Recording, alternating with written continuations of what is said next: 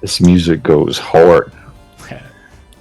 A fun journey of because I have to have music that I enjoy of streaming on Twitch and VODs for YouTube and such is finding copyright free music and stuff that won't be muted. I Okay. used to find some good stuff.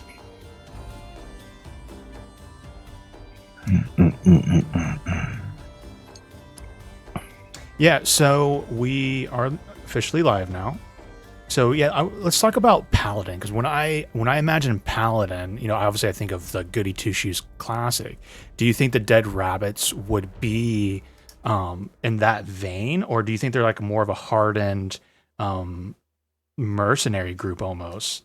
Yeah, how I envision them is more like the Brotherhood without banners from like Game of Thrones, like Thoris and Mir, like highwaymen.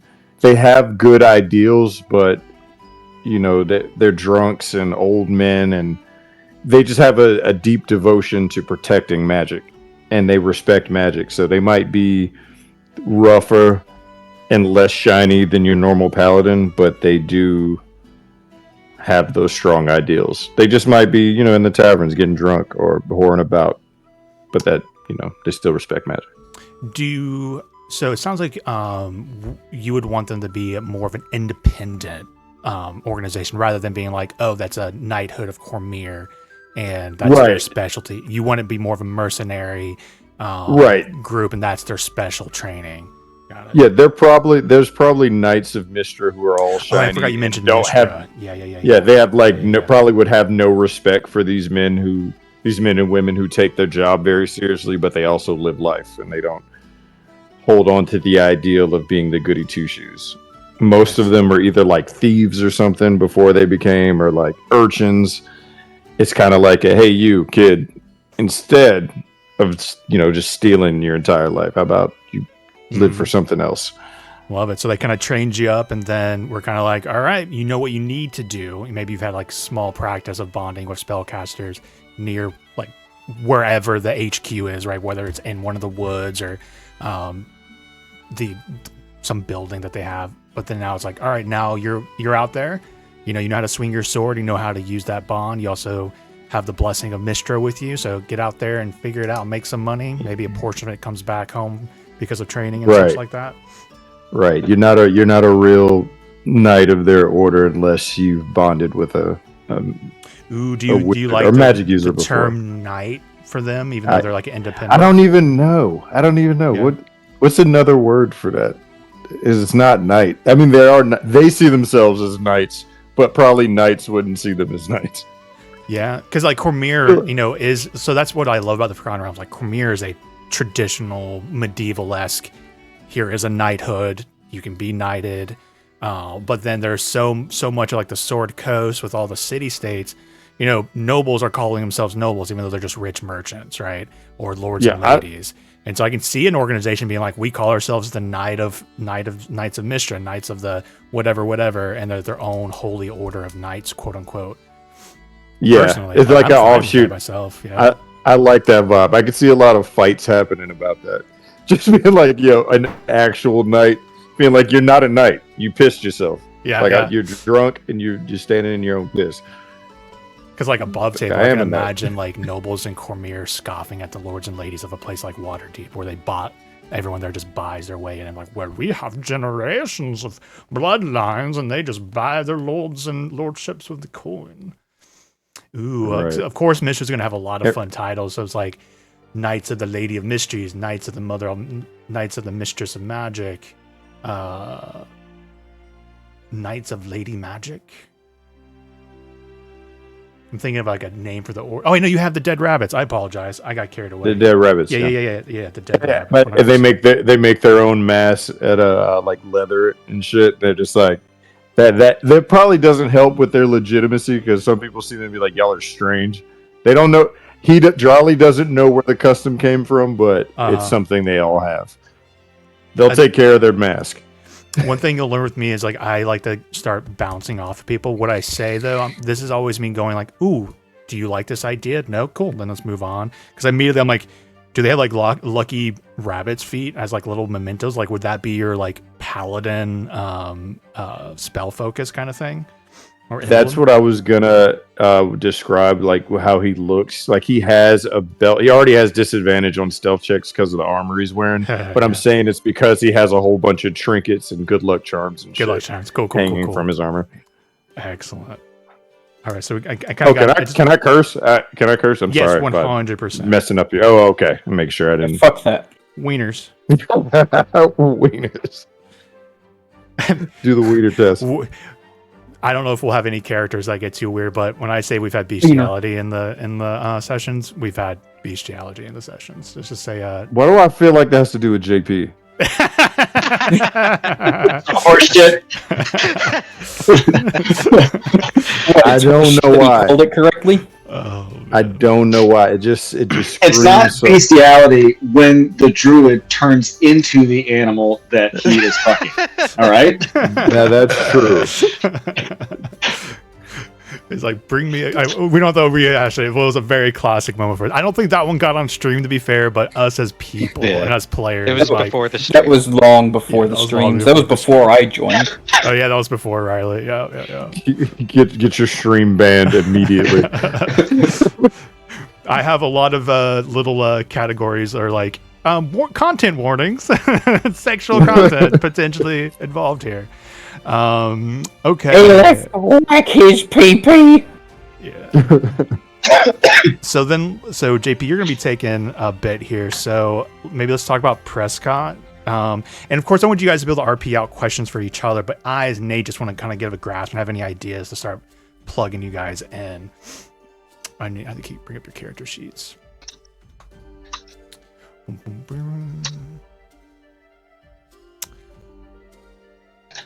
Because Prescott, you're a bard, right?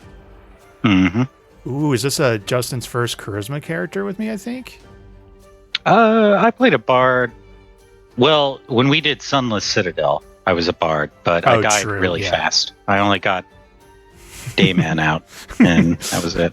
Yeah, Did you try to romance a dragon? I don't No. know. Every but time you romance a dragon, it never In that goes. same session, someone did. Well, they tried to tickle the dragon, but didn't. Tried to tickle. And that's how Harvey JP. Birdman. Was it JP? Was it JP? It was JP. Well, Harvey Birdman. to be fair, Harvey Birdman was told that if you tickle the dragon, like something will happen, like something favorable. Something happened. But did not go according to plan. Oh man. So Bard, for me, is there anything you want to talk about? Are you just a traveling minstrel, self-practice? Did you go to like a college of something? Yeah, he was a homeless kid, kind of dropped off by his parents, and I guess maybe just met a bard along the way who like took pity on him and taught him how to play, so he could like busk on the street and make money or something. And he's just been traveling around. Funny enough, I'm immediately thinking of Wheel of Time again with what were the Gleam? Right. Yeah, and you kind of like trained The Gleeman. So yeah, so you had like a Which are the most badass mentor. class? Is your mentor alive? Ooh, I don't know. I guess let's just say he also abandoned Prescott after a time. All right.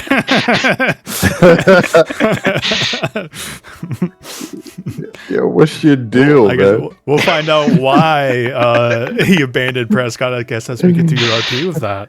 Excellent. So yeah, you're just really self-taught, and man, this is just above me just talking about it. Like, you know, because you even as a level 1 bard, right? You can do magic with your performance or music or whatever it is you're going to be doing. So I almost like to imagine like he like, yeah, kid, I'm going to trade you how to play the violin. And the next thing you know, you're like playing magic with it. And maybe there's like a jealousy underlining there and just kind of just like you're stealing the show from him when you guys were going from tavern to tavern. Yeah. I don't know if you vibe that, but I kind of like the idea of that. No, that's good. Because, you know, he's just like, I didn't want anything to be wrong with Prescott. Yeah. I just wanted him to be a really positive guy. Yeah, so the positivity and the skill. I like to imagine your mentor is just like, yeah, you're stealing the limelight. You smile. You're never upset. I've never seen you cry. you're too good, and maybe kind of vibe. Maybe it was a little bit more sour in his own life. You never cry. I cry all the time. Yeah, I say that, or like maybe he does. You have tears of just like, oh man, tender moments. I'm excited. I like whatever. We're gonna find our characters right through RP and whatnot. Okay, Riley Victrax. You're playing. Apologies if my voice changes a few bit times. It's fine. I'm still finding it. Yes, very much so. I hope you Nice. channel Orvex, perhaps. I don't know. You're doing whatever you would like to do, though. A wizard, eh? Victrax the Yes, wizard. Orvex was one of my pen pals for a bit, but that's neither here nor there. Yes. Got anything? I know we always tie Candlekeep into a lot of our spellcasters. You want any interest in that? Cormyran Royal Wizard. Where do you think he got his little start from? Well, that's actually how I got my start. Back in the day, Orvex and I were, pen pals, writing letters to each other. And eventually, he started learning magic quite well, and I asked for, hey, how should I get my start? How do I begin to cast the spells that are so interesting? And thus, his letters actually became my first spell book. I took the spells that he had been writing to me, and I wrote them down into my spell book. Mm-hmm. I'm still quite new at this, to be honest, but the past few years I've been living off the money made as sort of a magical handyman. Love it. Every now and then I have one of the lesser nobles who prefers to woo the more common guests. He'll hire me and I'll use my unseen servant to act as one of the butlers, for instance. Oh man. Do the dishes, and Here's one for you. merchants will hire me to translate letters from ancient civilizations, because one of the very first things Orvex taught me was the Comprehend Languages spell. Let me ask you if you like this. I mentioned Baron Thamasa has been put in charge of this area. What if you were just like a wizard manservant of the Thamasa family? And you're like, because he's like going to be one of the avenues for the hook. No pressure on that at all, but just only if you like the idea of connecting it that way. Because he would definitely be able to present you as like, he's my connection to all of this. He'll oversee it, but that does lock you into like a certain character, right? And a certain like faction or something. Any interest in that? Baron Thamasa brought up the idea of this haunted house investigation to me. I'm more of a freelancer, mind you. I'm not officially on his payroll, though his jobs are my higher priority ones, because he's been fairly good about getting me paid on time and properly. But when I shared that information with my friend told him about the job offer for this, and, well, he and I had a bet going at the time. I'll just leave it at I lost that bet, and the friend decided that my payment for losing the bet was that I was to take this offer. Ooh. I'm not really a fan of this haunted, spooky spirit stuff. So You know that. hold your RP there, because I think you're in a really good spot, and I have an idea. So right now, it sounds like none of you all are really super connected. Of course, JP, I'm skipping over you just because you're busy. So you're all, I'd like to imagine. Let's paint this picture and tell me how you guys vibe this. There doesn't seem to be too many scruples for like what kind of tavern you're in, and if you like the idea of Drawley being kind of, on the floor kind of drunk atmosphere, I'm gonna bring you guys to a map of Saltmarsh. Do you like because there's the Empty Net Tavern? I love that. That's the kind of wait, is the vision off for some reason? I have a dark square.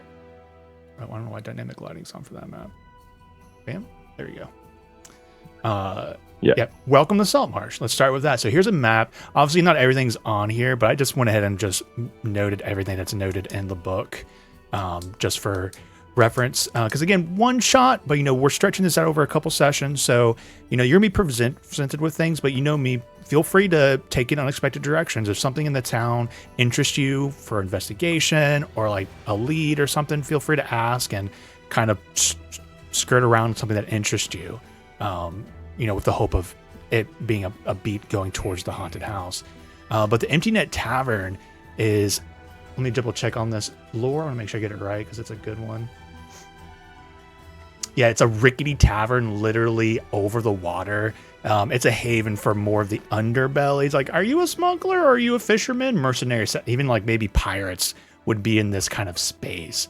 So that's very much like right off the rip would be the ones where like, if you're walking up, you see the tavern owner throwing somebody through the window out into the street because they accidentally gutted a guy. Fist fights allowed, but no blood, kind of atmosphere. I actually like let's keep it nice. Yeah. Let's keep it nice. No stabbing in the tavern. No blood is like a big sign behind the counter here at the empty. No breathing. So, Riley, I'm almost imagining opening up though with you and me, with you inquiring about the haunted house because you lost your bet, right? And so I'm almost imagining opening with you introducing yourself to Baron Thamasa and telling him what you're trying to do and what your idea is. Does that make sense? Sir Thamasa, I've considered your offer and... No, excuse me.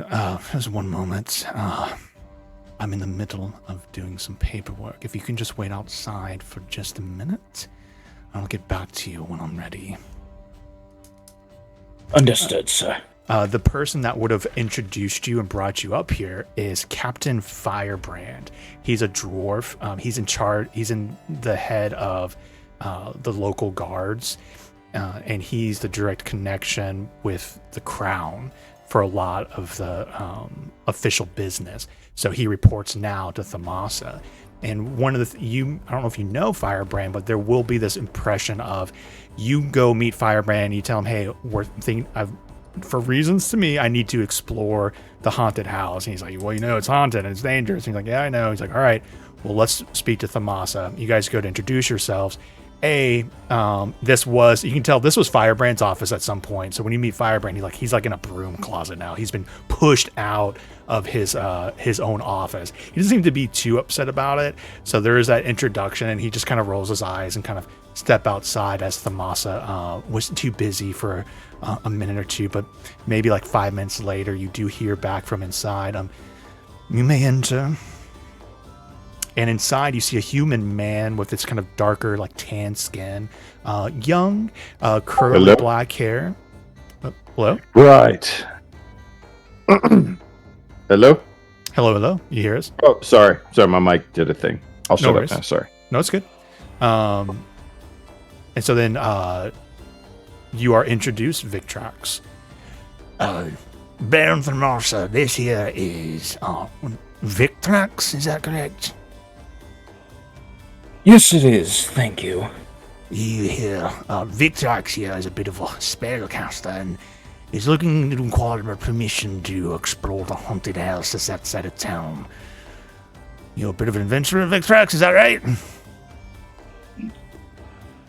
Not by trade, though I feel that this haunted house has some opportunities that would be good for all involved.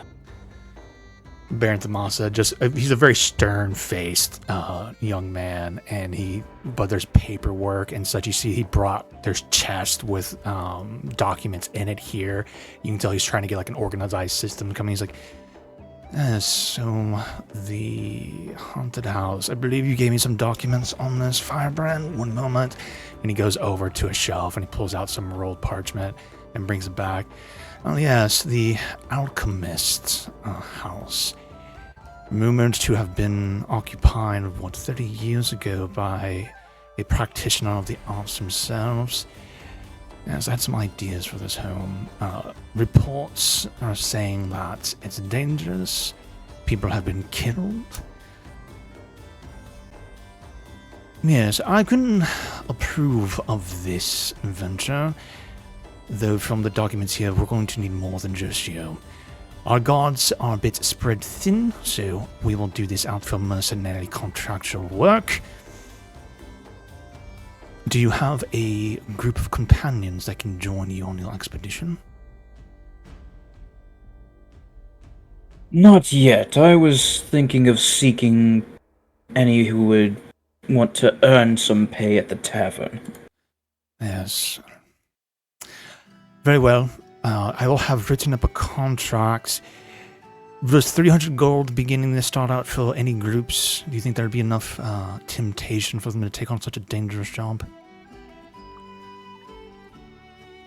That's why I'm looking at the tavern. I feel that there are definitely some who would be desperate for their next drink's money. I've got some ideas for them, Baron. We'll take him to the empty net. There's always a bit of desperate ones down there for a little bit of gold. He'll be able to get you a group. Very well. Go do your recruitment and return back, and I'll have a contract ready to be signed. You're dismissed. And he goes, turns away from you. And you're exiting Thank out. you, Sir Thamasa. He doesn't even acknowledge you. He just goes back to his paperwork and pulls out a little pen and starts writing whatever he's writing. Alright, so, nothing good comes out of the haunted house. You still want to do this, Victrax? Yes, I think in my case, it's good to get my name out there. I've been getting by a bit, but if I can be known as one of the ones who cleared the lethal haunted house outside of Saltmarsh, then I think my services would be a bit more in demand. Like the way you think? Well, I've sent some of my boys out there over the years, and they've poked their heads in, and I'm gonna say, they always come back screaming and pissing their pants. Hope best for you all. Now, remember, if you go out there, you're gonna be doing this on the business of the Crown and Saltmarsh. Adventuring is adventuring's business. But make sure no one does any fucking illegal shit, alright? My party represents the Crown, and thus should act as such. Very good. Be careful of those that you might shake out of the empty net. Then most likely they'll stab you in the back and leave your body and steal it from you than actually go through the haunted house, but you'll get your contract. Good luck. He slaps you on the back and he goes hobbling off because with his, he's got a wooden leg. It's dwarf. All right. And you are set on course to the Empty Net Tavern. So, Victrax, you will enter in. We'll get to everyone here, but so what does the party seek, assuming Prescott and Drawley are currently in the Empty Net? And we'll get to, what are you guys doing? But if they saw you enter, what do they see?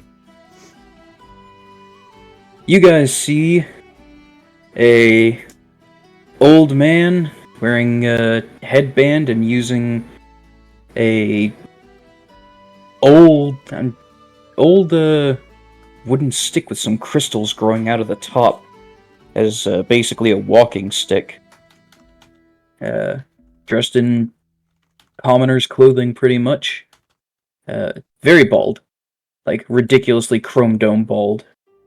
And the light bouncing off the head. As I open the door, the light of the sunset or morning or whatever and then the whole room is lit up. There is one of my favorite scenes. I don't watch a lot of SpongeBob, but the SpongeBob movie, there's a moment where this guy sees like a bald head and it burns his eyes. That's immediately what I imagine. Yeah, you got the same gift too. Like, my eyes. Yeah. So that's what they see. So Prescott, what are you doing on the tavern? What do we see?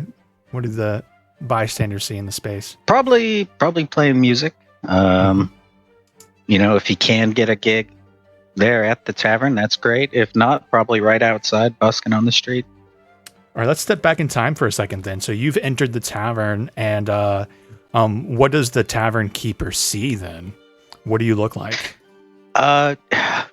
This is maybe a weird question. What season is it? Oh, that's a good question. We'll start with 1 as spring and roll a d4. Winter, so it's a little bit chilly. He's probably got several layers on. It looks like he's wearing, his entire wardrobe.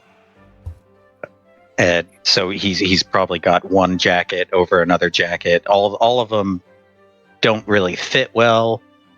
They're unevenly matched. He's got a hat over his head. Love it. So yeah, and he's kind of a big guy, little round, like rotund, big guy, rotund way. Like yeah, roundabout. Got it. So yeah, I love the fact that we decided what it is. So the atmosphere you guys we all be experiencing Saltmarsh. This is primarily like a fishing town, right? And so there will be some grumbling. Maybe there's been like a hard snow and ice come through recently. You know what? I don't know if Cormier is really in that kind of place for. I don't really imagine Alaska when I think of Cormier's southern coast. So maybe not that cold, but people are like bitter cold out on the open water. So there is a lot of like huddling around the warmth inside. And so it's a little bit more of a bitter atmosphere, even more in the empty net, rather than a little bit more freewheeling, like it would be maybe in spring or fall. So you enter in, and let's see here.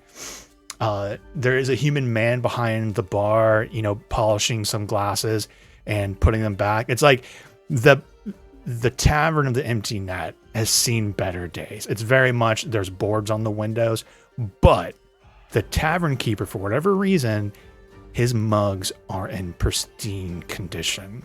They're like brand new, shiny, and they like pop out on the back shelves behind the bar as like those little tankard mugs as you walk in. What kind of instrument does he see, or any at all? Just a lute for now. Just a kind lute? of banged up. Banged up lute. What can I do for you? We got grog, if you like grog. You don't look like much of a sailor. No, sir. Howdy. I see you got a stage over there. I was wondering if I got a lute, maybe I could play something for your guests. Let me hear a song. Roll a performance check for me. Alrighty. Don't call me sir. Oh, that's a persuasion. Well, it's the same roll. All right, we'll keep your 12 and plus 5 for 17. All right, so what kind of music do you play?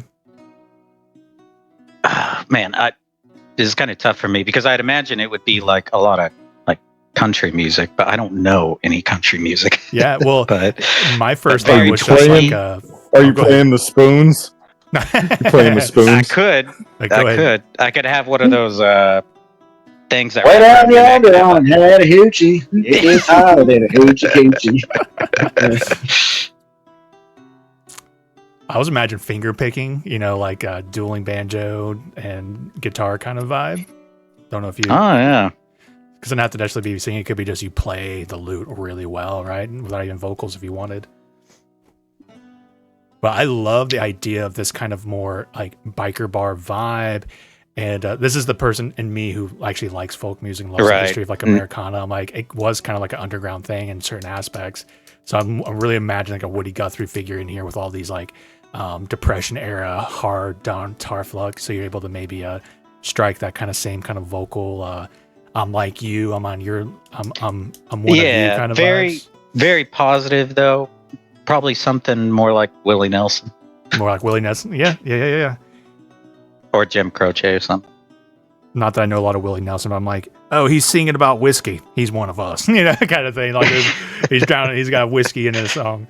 That's just my vibe. Do you like that vibe? Well, yeah. All right, so you play, you do a little fingerprint, you just give him a couple of lyrics. He's like, sounds good.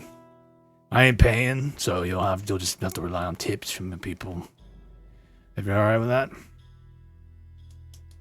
Okie dokie. He kind of stops you. Don't play anything that gets people dancing. Alrighty, no dancing music. He looks at you with these big eyes. He's like, they get wild when they get dancing. No dancing. What kind of wild? He points to the no blood sign behind him. No dancing.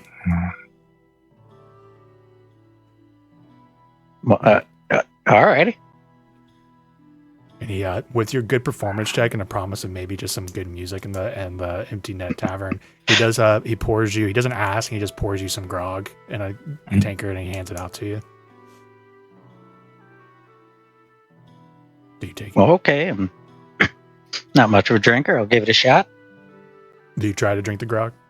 Oh yeah. All right. It's up to you if you want to roll to see if you can get a down kind of vibe for you and your character, like a con save. Sure. What would that be? A con? Yeah. Yeah, so you get it down 100%. Since we are doing the classic opening the tavern scene, just a reminder of how I like to do like drinking.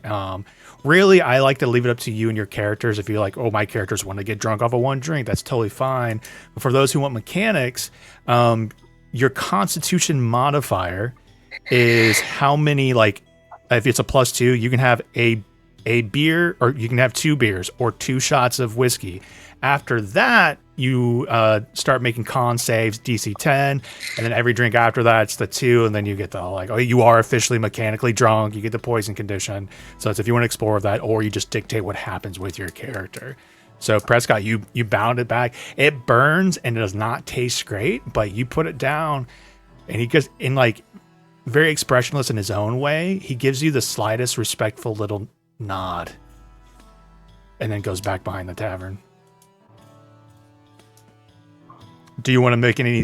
How do you think he takes the grog now that you like got it down and stuff? And you think he's just like handling it fine? Well, he's a hobo, so I think he'll be happy with whatever he can get. I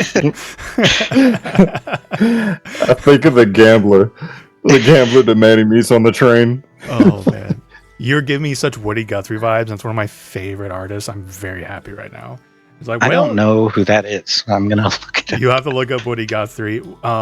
The Library of Congress famously has like he was when he sings, it was country music or folk music, and the way he sang was very much folk, but he always talked about how hard times were, the depression, like there's like great interviews of him talking stuff too. He's like, well, right back when I was rambling as a hobo, hitching rides on the train track, like he was the kind of guy, like, really, like, I don't know if it's true or not, but he like lived. Oh, he wrote From Sea to this land is your land. This land is your land. Yeah. Did he do Alice's Restaurant? That was his son. That was that was his son. Oh, yeah. Well, I know that one. There you go. Yeah, the same vibe. As a matter of fact, that's what he's gonna do. So you're gonna do, like, for those who don't know, Alice, one of my favorite things. I don't even know what they call the term. It's like it's a style of folk where it's more you're just like kind of rambling, having a conversation, and storytelling, and it goes on like so like Dennis Leary music. I don't know Dennis Leary, but yeah, it's what? Very go ahead. I'm an asshole. The song is like 15 minutes long. Yeah. And it's really just a lot of him talking in a very twangy voice about this time he got arrested. He's the Johnny Cash of a generation. Yeah, Johnny Cash, but long-winded and not polished. You know, like when like by with like writers and such. It's just like and now go around. Then I got back on, like exactly how I was describing what he got through just talking, but it's sing-song. He's like, I got back on the train and went right on the train and man got it off. And like maybe you're doing like a sea shanty kind of story, of a sailor Right. or something. Yeah. And the sailor came off. He saw himself there. What are the creatures in the water that? A siren. A siren saw him off, and he said, "No, I don't think I want another." You know, whatever you wanted to be, right? So maybe you're doing that kind of like. Right. Half the people are enthralled about the sea shanty story about the sailor and the siren or something like that, and then you just keep going and going, and you're like, "Oh no, he's still going." So I like to imagine that's what Victrax, you're walking into that, right? You're walking into this guy performing the lute, just kind of strumming along. He's just rambling on and on. But Drawley, what are you doing? What do we got for Drawley? All right, Drawley has made his sleeping position underneath a table. There was dancing the previous night, and he may have been on the receiving end of some of that violence. 100%. So he's underneath the table. On top of the table are some makeshift Taraka cards. If you've been here for a couple days, you know he's been doing fake divination readings for people for coin to pay for his drinking. He's about 6 foot, half elf man. He's wearing red, green, and like blue leathers. He looks like he's dressed to fight, but his condition says that he has not had a job in a very long time. Strangely enough, he's in like this fetal position, and it looks like laying next to him is the head of a Harengon. But when you look really close, you see that it's a leather helmet. Are you down? Like, so I was like just did a step back with in time with Prescott. I instinctively want to step back and you do a divination reading for some superstitious pirates. If you want, no pressure. Yeah, let's go. All right. So how about this? No pressure. But I do like to open it up. Like, do you want to tell me what the NPC that you're doing the reading to looks like? What they are like? Just my only thing I'm looking for here though is this is rough and tumble, right? So whether they're a pirate or they've seen better days, whoever this is looks rough. Do you have anything that you see across the table from you that you're doing the divination reading to? All right, I'll toss the ball back at you. Let me do some kind of check on him. And if you highlight some key things that I see about him, I'm going to start lying my ass off. Okay. So you got a black eye, you got a busted lip, you got weathered hands, like those go kind ahead and of roll things. I can either rip perception or insight check. Either or. Okay, let's see. 17. So not in a derogatory way, but I feel like you see a like-minded person. That you do see a seafaring, a seafarer of some sort, that leathered skin. He's old, he's missing teeth, and you smell like the whiskey in his breath, but you also see the signs of all the superstition that goes with the ocean, with sea. He's got trinkets and icons of numerous deities. Some stuff on there, you're like, I don't even think that's even from around here. That's probably even from like a deity from Cholt. That's like a Cholton piece. Like that's not even in this ocean, right? Like this guy's got stuff from everywhere, and they're just pocked all marked and hanging from anything that he has all around him.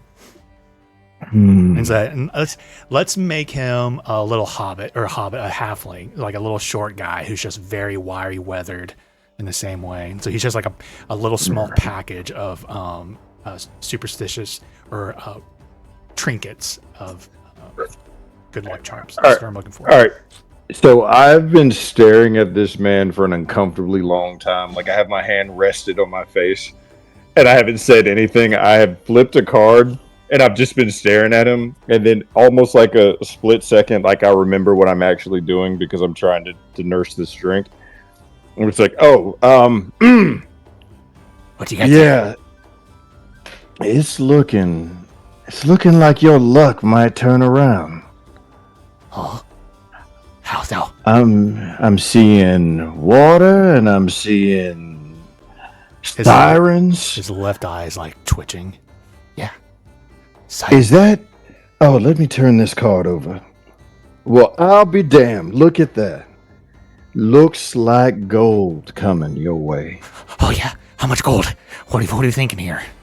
How much gold? It ain't that exact. Sorry. How much gold? Let me see. Let me flip another card. Oh, shit. That's at least 100 gold pieces coming directly to you. You don't even have to split it. I need you to roll a deception check.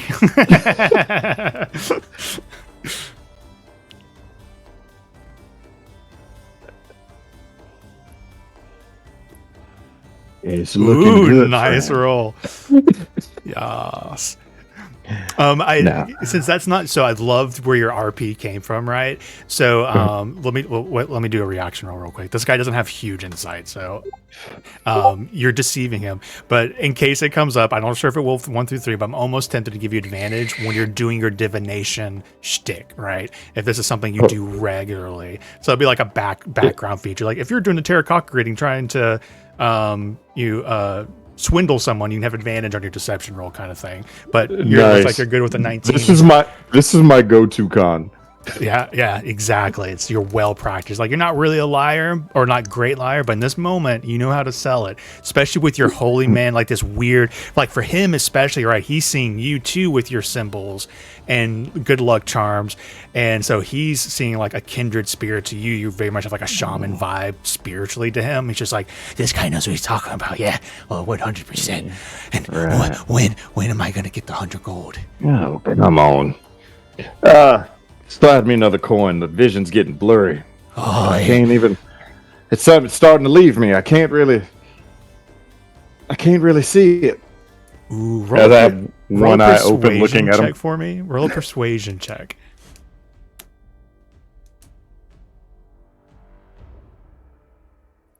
12. I'm gonna do another contested roll here. You're not failing. There's a little weird detail I'm thinking. Ooh, 12 tied. Roll another d20. It's a tie. Oh, you rolled a nat 20. You might be able to roll a nat 20 and tie it back. Yeah, just go ahead and roll another d20 to see if you can break the tie. Okay. Oh, and D&D Beyond, there's little icons on the left that you can roll. Found it. Excellent. Just barely. In my mind, immediately thought he had his lucky coin that he would give up for it. He's like, no, not my lucky coin. No. Here's a copper piece. No. You hear him say something about lucky coin, then he slides the copper piece over to you. How much is grog here? Probably like 2 copper. Shit, say less. So, like, I still have, like, one eye closed with the one eye looking at the coin. I just slide it on the table. Oh, I think the vision's coming back. Something is tomorrow. It'll be a man in all red. A man in all red. Oh, man in all red. Oh. You're right. This is my projection, but I would love I like to imagine Prescott's all red or Victrax all red. That's just the storyteller in me, but I just love to imagine this guy would be like, he's got red on, and just go running after one of you guys. I'm throwing that out there. One of you like that comedy and want to make that a thing, but no pressure at all. But I love tying that to one of you if you guys wanted. Oh, he's like, oh yeah. Dude, where do I meet him? Where? Yeah, where? Where do I meet him? Here? Where do you meet Here's him? the tavern? Do I need to be on a boat? Yeah, There's a lot of boats on the docks? Boats. I see boats, tavern. All right, so wait a minute. Let me think. The cards are talking loud. What did it say? You will meet him at that door tomorrow. I point towards the exit. 100 gold. He will come to you when you least expect it.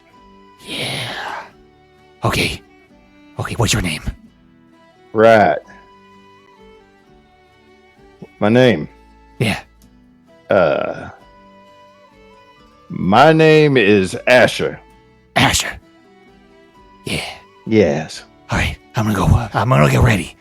Okay, thank you.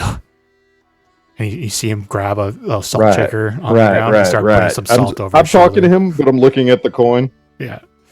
Bye. Oh, his good luck coin? I'm just looking at the coin. Oh, yeah. Yeah, it's no, platinum. not looking at. I'm not taking it. There's a platinum piece hanging like on a thread on his person. You can tell when he said good luck when he touched it. But You are he gets so up, lucky I'm not a terrible person. So I like to imagine that's also what Victrax. You come in, you see. So do you? For my own sake, are you going to go by Drawley or Asher? Do you think? This is more for in like the town. I'll go by. Go ahead. Or for most people, like in the town, they'll know me here as Drawley. I said Asher to him because I'm running the con, and 100%. I just wanted to know if I need to change like the VOD title of like, oh, if we talk about Asher, who are we talking about? But if it's Drawley, most of the time, then I'm just gonna keep it. Excellent. So I like to imagine. So we walk in, we see Drawley like essentially like, and then later on that night there was a bard, and he was playing like a what is the violin fiddle, right? Is when it's a country version. Murphy's. Yeah, and so Murphy's spicy McHaggis. 100%. And at one point you get like in a fist fight or whatever, and someone like accidentally cuts you. That guy gets thrown out into the water, and you said you're kind of like unconscious, kind of like, or like recovering on a table kind of vibe. I've been doing readings. I've been doing readings in this place, so I've got a solid reputation as like a helpful person. So me getting cut, they would have nursed me by buying me grog throughout the night, and I would have got trashed. Maybe trashed and maybe unconscious. At one point, someone goes to touch you, and then the little halfling, he's just like, no, don't touch him. He's holy. He sees things. Don't mess with him. He's good luck. It's my new buddy. So Victrax, as you walk in, you see Prescott playing. You see Drawley. Sorry again. What do you want? How do you want Victrax to see you when he walks in? He's sleeping under the table. But you can see he has a setup. He has a setup where you could sit down for a reading. Like he would animate to start lying to people, and then go back under the table. And then you also see this like weird little weathered halfling with all the trinkets. He's like looking you up and down when you walk in because it's the next day. No pressure, but Victrax, do you have any red on? If you want the lulls for that, but absolutely no pressure. I mean, it's not that I'm wearing red, but if you look at the big portrait that I sent you, the very tippy top of the staff that I hold, one of the crystals goes red at the tip. Is it glowing when you come in? Is it red? Yeah.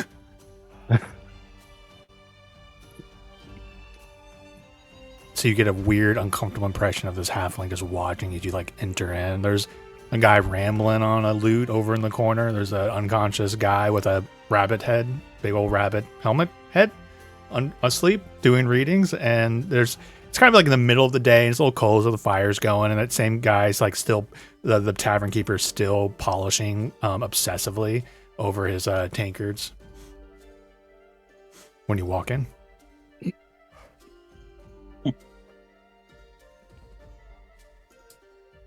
I shall. Runs over to you. I'm your man. Joke's on you. I'm introducing JP's character right now. I'm just kidding. What's traveling that fast? That's funny enough. I know it wasn't intentional, but that's so funny that he's going to be like, I'm going to make 100 gold, and you're coming here looking for people to do 100 for money. So let's see where this goes.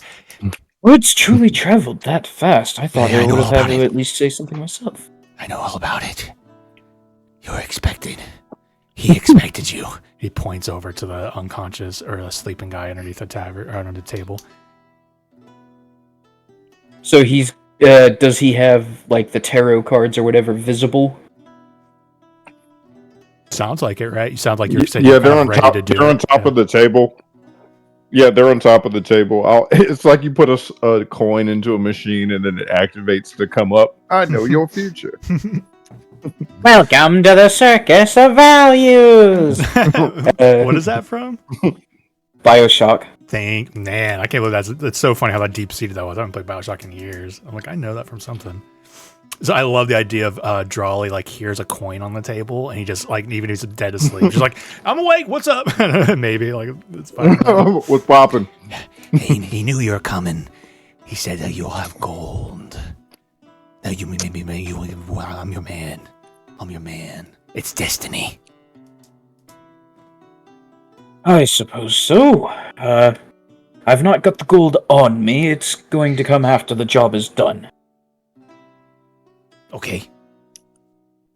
What's the job? What are you doing? I'm surprised he told you about the reward before telling you the details of the job. I'm destined for gold today. From you. I've been given clearance to clear the haunted house outside of town. You mentioned the haunted house, and he goes from excited eyes to like, no. You don't want to go. No. That's not where we're gonna get the 100 gold. No. I thought you were after the gold. There's a good amount in it. I'm after the gold, but I'm not going to the haunted house. That was not seen in the cards. No, there was no mention. That's a place of bad omen. He didn't do no reading of bad omens. Only good luck and fortune for me today. But the best omens come after the worst days. Now, come on, we must find more people to share in this job with, to lessen the danger and make it so that we can get out safely. No. You've already spoken to that lad over there with the cards. You speak over there, as I just point to a random table, some dude who looks like he's got some muscle. Ask that lad over there what if he would be up for it, joining us on this. I'll go ask the one with the cards. I think knowing what we're in for would be No. Haunted house is not a part of the cards. We're gonna go talk to him right now. Come on. Charlie, you feel a little finger poking you in the side as the halfling like wobbles over to him, Victrax, and like immediately starts like aggressively poking him. No more readings. No more readings till tomorrow. He's here. What? He's here. And he points over to Victrax standing there. I look up with one eye open, up to you. Oh, right, he is here. It's not right, though. It's not How can right. I help you? There's something wrong. What? He's going to the haunted house. What's wrong? He's going to the haunted house.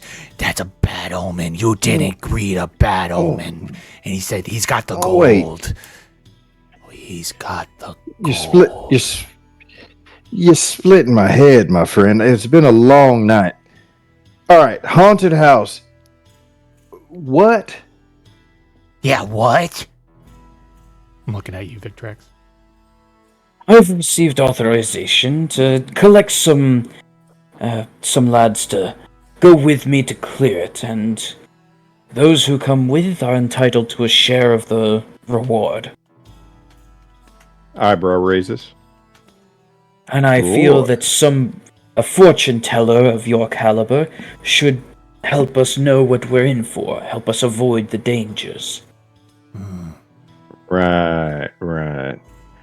Well, clearly, my very small friend, this is not the man in red I was talking about. But look, his crystal's glowing red. Yeah, but Keep I in mind, said he that's was the- wearing all red. He was Not just his crystal was red. Gold. What time of day is it? 100 gold. He's looking at you with this kind of it's like I like to imagine it's morning, maybe. Especially with you like still sleeping in. Like let's say midday if you want, like you that's how long because last night was wild. Oh. Come on, take it easy, friend. If that is you still have a lot of time in the day for the man in red to come to you. No, but you I didn't said say you'd it's bring me 100 gold today. Oh, I know. He's got the gold. I just gotta take it from him. And he pulls out a nasty looking dagger and he starts approaching you. All right. Victrax. He's approaching Victrax with the gold. Question: Oh, how well yeah. lit is this tavern at this point in the Middle of the day, things are kind of to keep the wind out, so there's no shutters, but there is broken glass. There's a little bit of breeze, so there's enough light in the space, but it's definitely got that kind of dim light breaking through whatever cracks in the wall kind of vibe to it, if that makes sense. There's a couple lanterns lit, but I cast light on the end of the crystals at the end of my staff and start waving it in the dude's face. Are you trying to scare him away? Not scared, trying to basically blind him. Like, not mechanically blind him, but like, Jesus Christ, I can't see! Why do you have a light bulb in my eyes? What are you doing? What are you doing? Stop! Give me the gold! Those who would pull a knife against me are not entitled to my gold. Oh, I am, though, because he saw it. He foresaw it. But there's no haunted house. Wait, I'm seeing something else. What? Look. What? Look, right here. Roll a persuasion or deception check. Oh, God. Start pointing at a random table. It might not even be a card. It might actually just be a fucking table. Yeah, Right Bryce here. got through all this. You're watching this, so like, feel free to insert yourself at any point. But you see this like big spectacle breaking out. A couple people are turning and watching. Like, people are stopping to pay, or no longer really paying attention to your rambles, your rambling man act, and they're kind of like looking over at that. Yeah. Come on, yeah, he's friend, still look, going. it's right here. Oh, you rolled a nat 20? Oh my goodness. Oh, what does it say? What does it say? He's still like holding the dagger, like pointed at Victrax. You know, it says here that by you being terrible to the one who's wearing red, you've changed your fortune. No. No. No, look closer. It says here, you gotta make amends. If I make amends, will I get the 100 gold? It says here, if you make amends, you might just keep your life today. My life. And because I'm not really lying, I will kill this man. No, I love the weight behind that nat 20 too. It's just like, so there's like a half real threat undertones too. Like, he's still caught up in the divination act, but I like to imagine that you're like your own truth, right? Your own truth of like, I'm gonna fucking kill you if you keep on with this. Like, gives even extra weight to it. And he's just like, I can see the black hound in my. At night, I've been dreaming about it. Today. Yeah. I'm sorry, sir. Are you sure you don't have 100 gold for me? As he is in the middle of asking the 100 gold, I raise my staff back vertical and tap it on the ground and dispel the light. As I've told you, I don't have the money until the job is done. Okay, so I'll wait here. You guys go do the job, or you go do the job, and you come back and you give me 100 gold because we're good. I don't know why you're gonna give it to me, but he said you're gonna give it to me, so you're gonna give it to me. Right? That's how this works. Victrax just pinches the bridge of his nose. You know that. God, I'm so annoyed with this, but I can't even get the energy. I'm gonna go over there. And I'm gonna watch. Maybe there'll be another red man. But I think you're the real deal. So I'll be waiting. Yeah, take this card with you. Take this card with you for good luck. Oh, good luck card. And he takes it and immediately pulls out a little needle and puts it on his shirt and like runs the needle through it, and he has like a little badge now. Yeah. I'll be watching. I'll be waiting. He goes running over and gets on like a little chair. He's sitting there and just watching you all. All right, now that that's taken care of, you wouldn't believe I just drew those cards last night. I say, looking over to Victrax. So you got a job? Yes, I've been given, as I've said, there's a haunted house just outside of town, yada yada yada. Short and sweet, we clear it, we get some money. And are you a wizard with that nice shiny staff of yours? Of course. I do feel like Mister has put you in my path for a reason. I can finally get out of here and do what I'm supposed to do. My name is Drolly Asher of the Dead Rabbits. Victrax holds out a hand. Victrax the Gullible, at your service. I have a question. The Gullible. Victrax, do you think that nat 20 that he just did, it's up to you, do you think that had an effect on Victrax of like, oh man, this guy's a true diviner in your own right as a character? Oh, I'm already convinced that he's a diviner. Like, that was from the start. 100%. That just secured it in my mind that there was zero chance that he's not. And all that, yeah. Because also he's authentic with Mistra, right? So it's like kind of reinforcing it too in your mind. Continue. Oh god. The funny thing is, I do intend for this character to become a divination wizard. Oh god. Teach me a thing or two. Yeah. Later. Always later. Well, you can help me and I can help you. If you are connected to the weave, we can empower each other. I'll explain that later. But for now, you have the sword you need to go to wherever it is you want to go.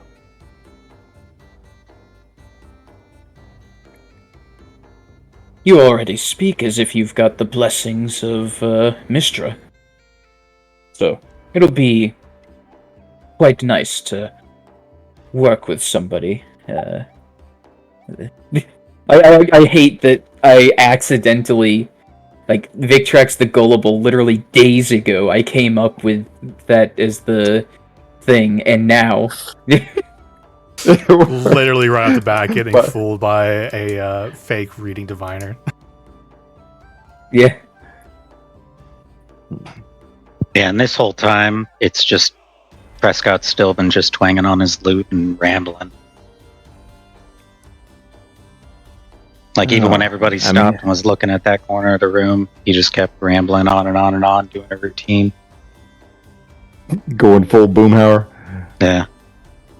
And after the ordeal, we went back to jail. Nobi said he was going to put us in a cell.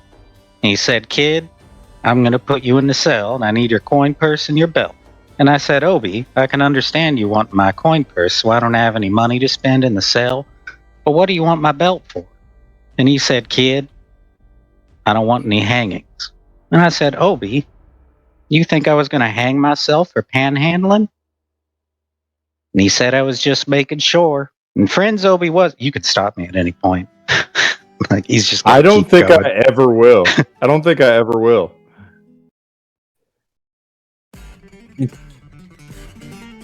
Actually, I wonder, that bard fellow over there, you think he'd be up for... do you think he knows anybody who'd be able to join us? Bards, as far as I understand, do tend to get around. I mean, is he a bard or is he just up there drunk and talking? Little column A, little column B. All right. Hey, mister. I say over to Prescott. And we walked in, sat down, and Nobi came in with 27 8x10 color glossy sketches with circles and arrows and a paragraph on the back of each one. And sat down, and man came up and said, "All rise." And we all stood up. And Nobi stood up with his 27 8x10 colored glossy sketches. And the nobleman walked in and sat with a CNI dog. And he sat down, and we sat down. And Nobi looked at that CNI dog, and then at the 27 8x10 color glossy sketches with circles and arrows and a paragraph on the back of each one, and looked at the CNI dog. And then at the 27 8x10 color glossy sketches and circles and arrows with a paragraph on the back of each one, as Obi came to the realization that it was another typical case of Corberian blind justice, and there was nothing he could do about it. And that nobleman wasn't going to look at any of those 27 8x10 color glossy sketches with circles and arrows and a paragraph on the back of each one, explained what each one was used as evidence against us. And we was fined 50 copper pieces and had to pick up the litter in the snow. But that's not what I came to tell you about. I came to tell you about Alice. This is a song about Alice, remember? I'm sorry, I just Anyway. joined. I just came in. Who is Alice? Oh, Well, this is a song about Alice. Yes, but this sounds like you've already gone over some stuff. I don't want to be caught in the halfway through, you know? All right, I can stop. I was a little cut in the middle there, but I could stop back at the beginning. It didn't seem like anyone was listening. So this is a song about Alice's Tavern. It's about Alice in the tavern, but Alice's Tavern is not the name of the tavern. That's just the name of the song. And that's why I called the song Alice's Tavern. So it all started about 2 festivals ago. It was on 2 years ago on the festival, and when my friends came up to visit Alice at the tavern. But Alice doesn't live in the tavern. She lives in a church nearby, in the bell tower, with her husband and her dog. Speaking of churches and dogs, do you reckon we might be able to find somebody who can help us with a haunted house? Well, I don't really know much about haunted houses, but I am looking for work. If you got work coming my way. Well, yes, I've been tasked with creating a group to clear the haunted house just outside town, and there's good pay in it if you are willing and able to help. Oh yeah, absolutely. I'll take any work I can get. All right. As Victrax puts out a hand. So anyways, when we got up there, we found all that garbage, and we decided it'd be a friendly gesture for us to take it down to the city dump. So we took about a half ton of it down there and took it to the back.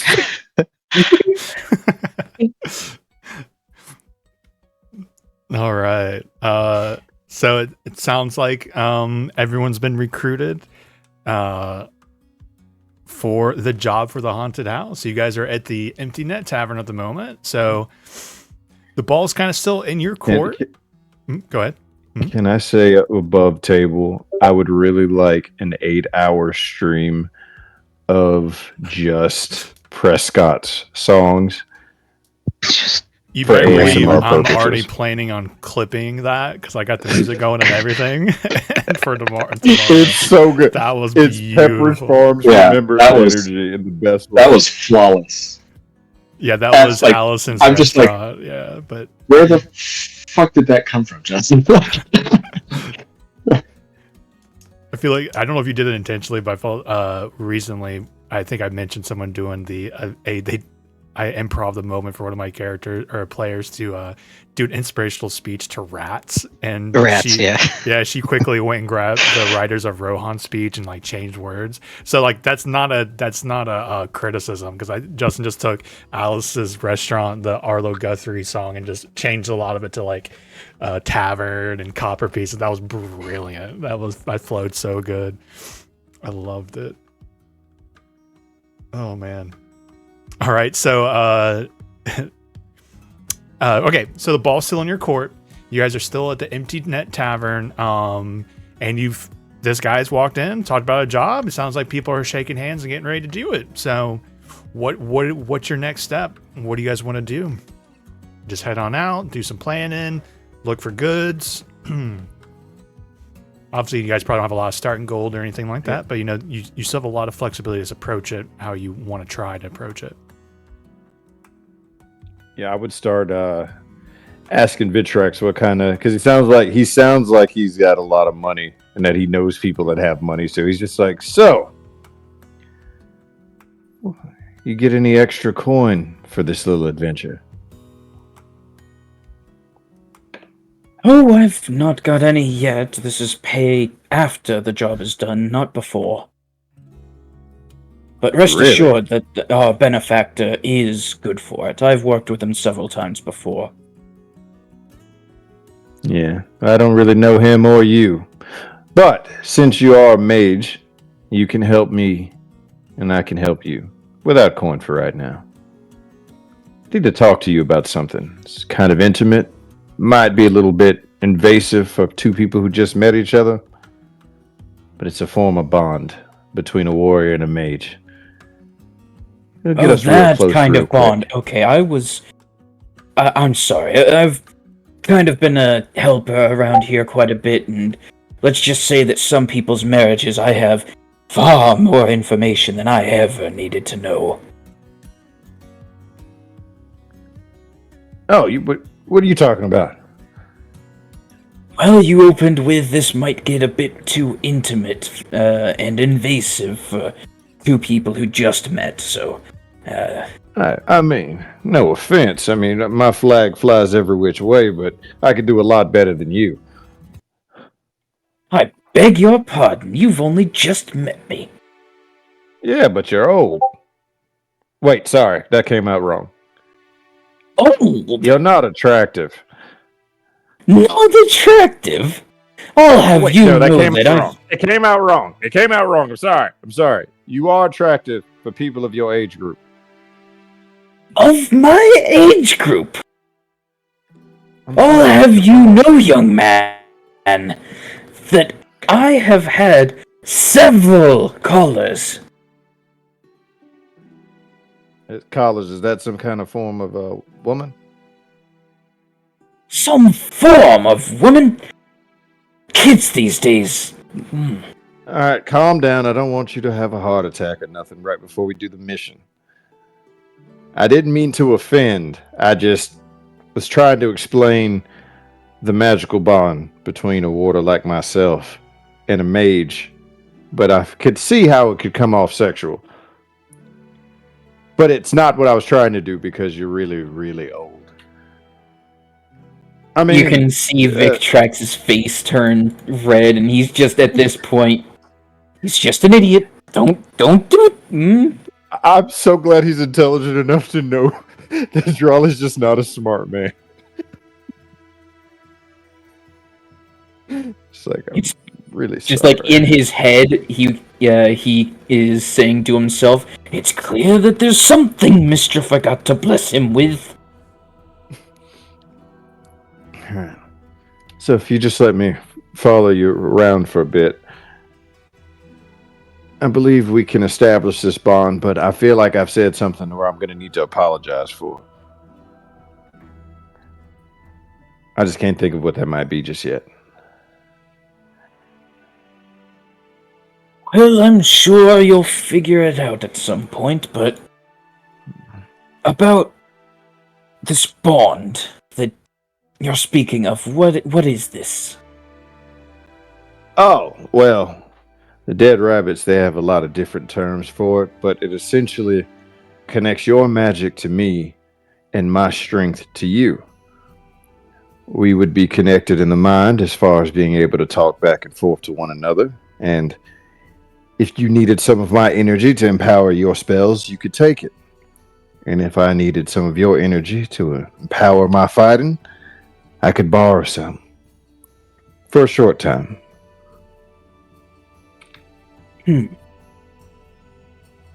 I've heard that Mistress Blessed can tap into the magic of others, but I've not heard that the Blessed can also repay that borrowing and make use of it for both. I'm going to be 100% honest with you. I've trained my entire life to do this, and I've never done it before. So hopefully I do it properly and I don't end up, dying, or you don't end up dying. But I feel like you're a powerful enough wizard.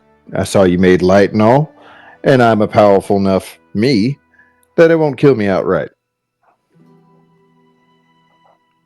So you shouldn't be concerned. It's all good, I think. The amount of times I've nearly killed myself learning even just how to make a light. To be honest, I'm kind of numb to the prospect of a near-death experience. So let's do this. Right. So what do we do? We just need to spend time together. It's simple enough. And at the end, I'll take your hand, you'll take mine, and we will connect our bodies magic together. Without sex, by the way, since your mind is all in the gutter.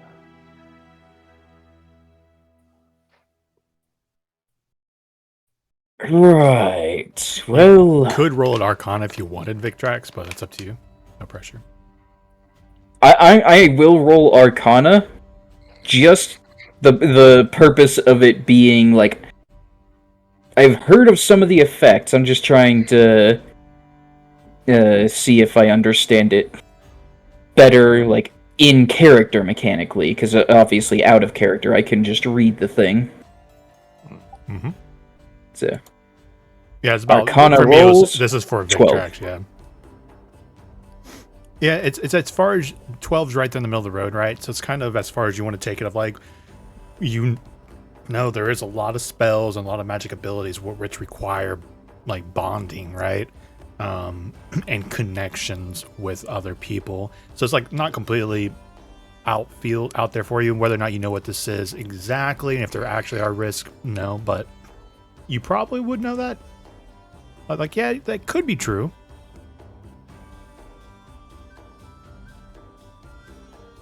Well then, Troll. How do you suppose we should spend this time? I think back at my house I have a couple of fishing poles. And there is the Kingfisher River just over there. That sounds about nice. I'll follow you then. Bard, you coming? I mean, you don't really have to come, but it'd be nice. Oh, I'd love to. But where was I? It was just a few years after my parents left. Oh, wow. Okay. So, cheerful as a graveyard as always. What'd you say your name was again? My name's Prescott Jr., named after my dad. The one that left, you said? Yeah. They were really into drinking and kind of mean. They got really into some cultish stuff in their later years, and one day they just kind of ran off and went to go join it. Something about dragons? I don't know. Probably be relevant in a few decades. Man, that is just fucked. Alright, come on. Alright, so you'll notice, Victrax, like while we're in this bonding phase, like I'm like always like a step behind you. Like it would be uncomfortably close at first, but as we get more bonded, I'll be able to break away from you, but it's kind of like a part of the ritual kind of thing for him. Above table, you guys bonding by fishing is everything. I love it. Because I can just imagine the companionable silence, and that is like, I don't know if you guys are kindred spirits in that or not for your characters, right? But like if two people can sit in silence fishing, just two old souls, not have to talk about anything, just enjoying their moment. Like I feel like that is a special kind of bond, right? Does everybody have to be silent? I knew. Pepperidge Farms remembers will not be silent. But I think for roleplay wise, I think I'm gonna go with it. Like if I bond with you, or if people use this Waters bond, like you kind of take on like maybe an attribute or two of the person you're bonded to. So even if I'm not typically, I can sit down and fish. I'm becoming more comfortable sitting down and just fishing. Friendly like as the moments pass. I did adjust it so that you now can bond up to 2 people because of your proficiency bonus. Whether or not you notice that the bard is magical, even though there probably is like a magicalness to his music, even if it is long-winded and strange. Not pushing you to do that, but I'm just reminding you what your mechanic options are. If he's fishing with us, like I might not even notice it at first until I start really getting into his stories. Like I'm bonded with him too now. Like I'm fishing, and then all of a sudden, as time is going by, he's just like, "Damn, this story is getting good." I kind of like the idea because I gave Prescott an 8 intelligence on purpose. Like he's not really bright, So I kind of like the idea that he's not entirely. He doesn't really know that he has magic. Like he could probably ramble on about a story about. And then I had a partner, and I was traveling with him, and one day I just told him I didn't like the way he twanged that day, and it seemed like it kind of hurt him a bit, and he just didn't want to follow me around anymore after that. Right. He's like a Warhammer 40k orc.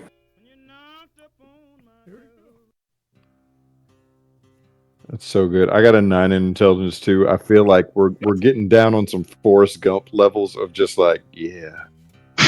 That's a really sad story. Then I started walking. So like I'm such a I love my westerns, I love my Americana, so everything about these scenes and your accents and your voices that you guys are bringing is everything I want and more. And the fact you guys are like fishing, I like to imagine. So what do you guys want? Do you want to like hire a little fishing boat and go out into the sea of falling stars, or find yourself a little place on the bank of the Kingfisher River with some casual strumming and playing and singing from Prescott? What we got? Not on a boat. There's like the field here. Mm-hmm. This little bit of greenery just between the field and the river is prime fishing real estate. Love it. It's nice and fairly flat, but just enough of an angle that it's nice, comfortable for sitting, more so than flat ground. You can kind of recline on the grass there. Yeah, 100%. Travelers coming in and out down that main road, up and down the Kingfisher River. Going into the heart of Cormier. You guys go for a little fishing. Go. Everyone roll survival checks. Let's see if you find anything weird in the river.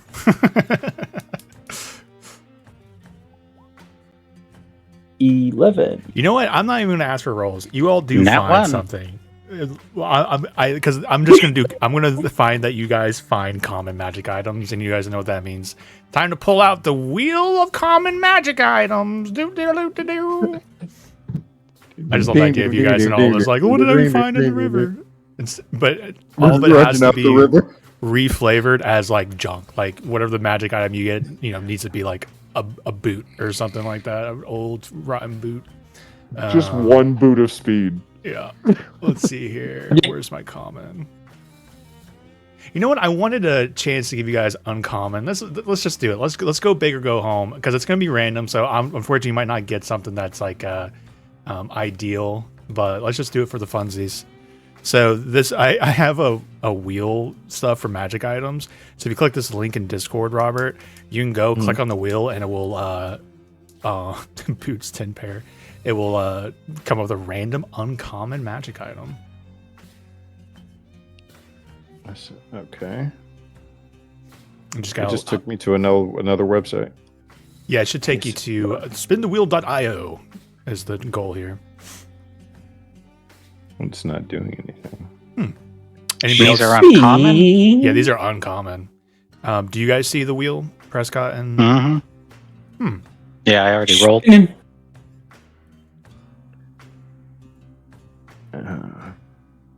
Ooh, Pearl of Power. Oh, holy shit. That's actually really good. That's really good. Yeah, boomerang shield. It probably is my computer, man. I'm sorry. It's okay. not. Are you clicking the link right under my name, or like the big blue link? Because if I click the big blue link, doesn't. Yeah, when I click on it, doesn't go to it either. So let me. I just clicked the wheel. I clicked the wheel. Oh, even when I click it, it's not doing it. So I'm not sure why. Oh, there is a share option. I wonder if they've done it before, if it worked fine for them. So let me do this one. Oh, never mind. I just did it. It just did it. It's doing something now. Oh, maybe it was loading. Did you say boomerang or boomerang shield? It was boomerang shield. I was hoping for it to pull up options when I did that, but I didn't even know that existed. It's fun. Spell scroll. Ooh, does it say what level? No. No, it just said spell scroll. I think that can be various levels. Oh, I think if I remember when I did this before. Something again. No, it's all good. I remember when I did this before, I was like, I need to go back and put spell scrolls in there. It's uncommon, so let's go ahead and make it a 3rd level spell. And I think we've had some talk about divination here, so let me go ahead and just find a divination spell that could be kind of fun for that.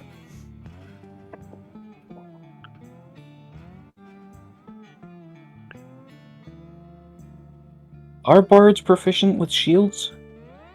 I don't know. Probably not. I bet there's the College of Swords that probably would give it. Yeah, and like Valor, I think it's it. Ooh, a spell scroll of tongues. Spell scroll of tums. It's just soaking wet. So I like Where do I again, if you guys are okay with it, I like to imagine it's literally like kind of junk. But if you guys don't want it to look like that, it's totally fine. It can look exactly, you know me, your magic items look exactly how you want it to. It's so I guess for the shield, it's, you know, like it almost looks like driftwood. It's probably been stuck in some muck at the bottom for a while now. Love it. Pearl Power is actually a great grab. I know that's always a popular item too. Yeah, it's really good for a wizard at level 1. Yeah. It's like, oh, cool. That just gave me 50% extra spell slots. You know who is proficient with shields is a paladin. Well, I got junk. It's just a piece of dangling wet leathery paper. Yeah. On the end of my Is that human skin? I kind of like the idea of just being like, this is just a piece of driftwood, and throwing it, and it loops back around and comes back. Or it reappears in the hand the instant after it hits or misses. What? You just toss it? Oh, that's nifty. Alright, well, you got a pretty cool piece of driftwood. I got leathery skin paper. I take it off my hook, throwing it next to me. And what did you get, Big Tracks? Any fish, perchance? I got this pearl, but I feel magic power radiating from it. I think Orvex told me about this. One of his friends that he traveled with for a bit had pearl similar to this, I believe. A pearl of power is what he called it. Said that wizard was able to regenerate spell slots. Spell slots? No. Was able to rejuvenate the wizard's body and let them cast spells just a bit more. I just thought it would make a cool earring. Well, there's nothing saying it can't be that too. Hey, Prescott. I'll trade you leathery skin paper for that so ridiculous piece of driftwood you got over there. I guess so. I don't really know what I'm going to do with this. And he just kind of tosses it off and reappears in his hands. Well, you don't understand how the trade works. I give you the leather skin paper. You give me the driftwood. Oh, I see. I understand. Yeah, I'll take that leathery skin paper off of you. All right. Here. Now, once again, handing you leathery skin paper, you give me driftwood. Hand over the driftwood. Does it go back to you Take the again? leathery skin paper. That's Prescott's You keep calling it leathery skin paper. I'm pretty sure that's parchment. Right. Look at this driftwood, It's not though. an inaccurate description, though. I mean, piece of driftwood that keeps coming back. Prescott, you do see writing and strange glyphs and symbols upon the thick leathery skin paper. Well, this man had some tattoos on him. Usually it's a deer. What? May I see that? He like holds it. I imagine it's like dripping. I like my brain images like you hand it over to him. It literally is like a wet tongue. It's like slaps. And it's like a wet towel. It's just soaking. So you said you're just kind of like holding it up? No, I hand it over to you. Okay. I'm gonna take a look at it for a sec. Yeah, normally it would be like roll Arcana check and get a 13 or higher, but like what this is. It's a spell scroll of tongues. You're level 1. I've seen this glyph here. Further reminder, if you cast it, you have to roll an intelligence check and get a 13 or higher to get it to work.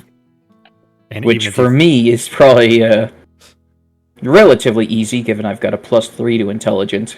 Other two, it's literally a coin so flip. much. Yeah. And worse than a coin flip. They got a 55% chance to fail. And if you fail on it, it still uses the spell in it. So, yes, I've seen some of these glyphs before. It would take a bit of trying, but I think this is a scroll to let you speak languages that you don't already know.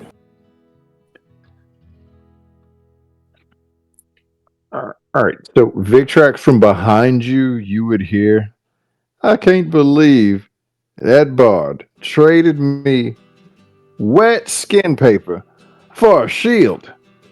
And if you look back to me, my mouth isn't moving and you're just hearing it in your mind as I established a telepathic bond with you. And I haven't noticed. You're hearing the voice in your mind. Yeah. So I went back and forth on this. So you can cast it once a day.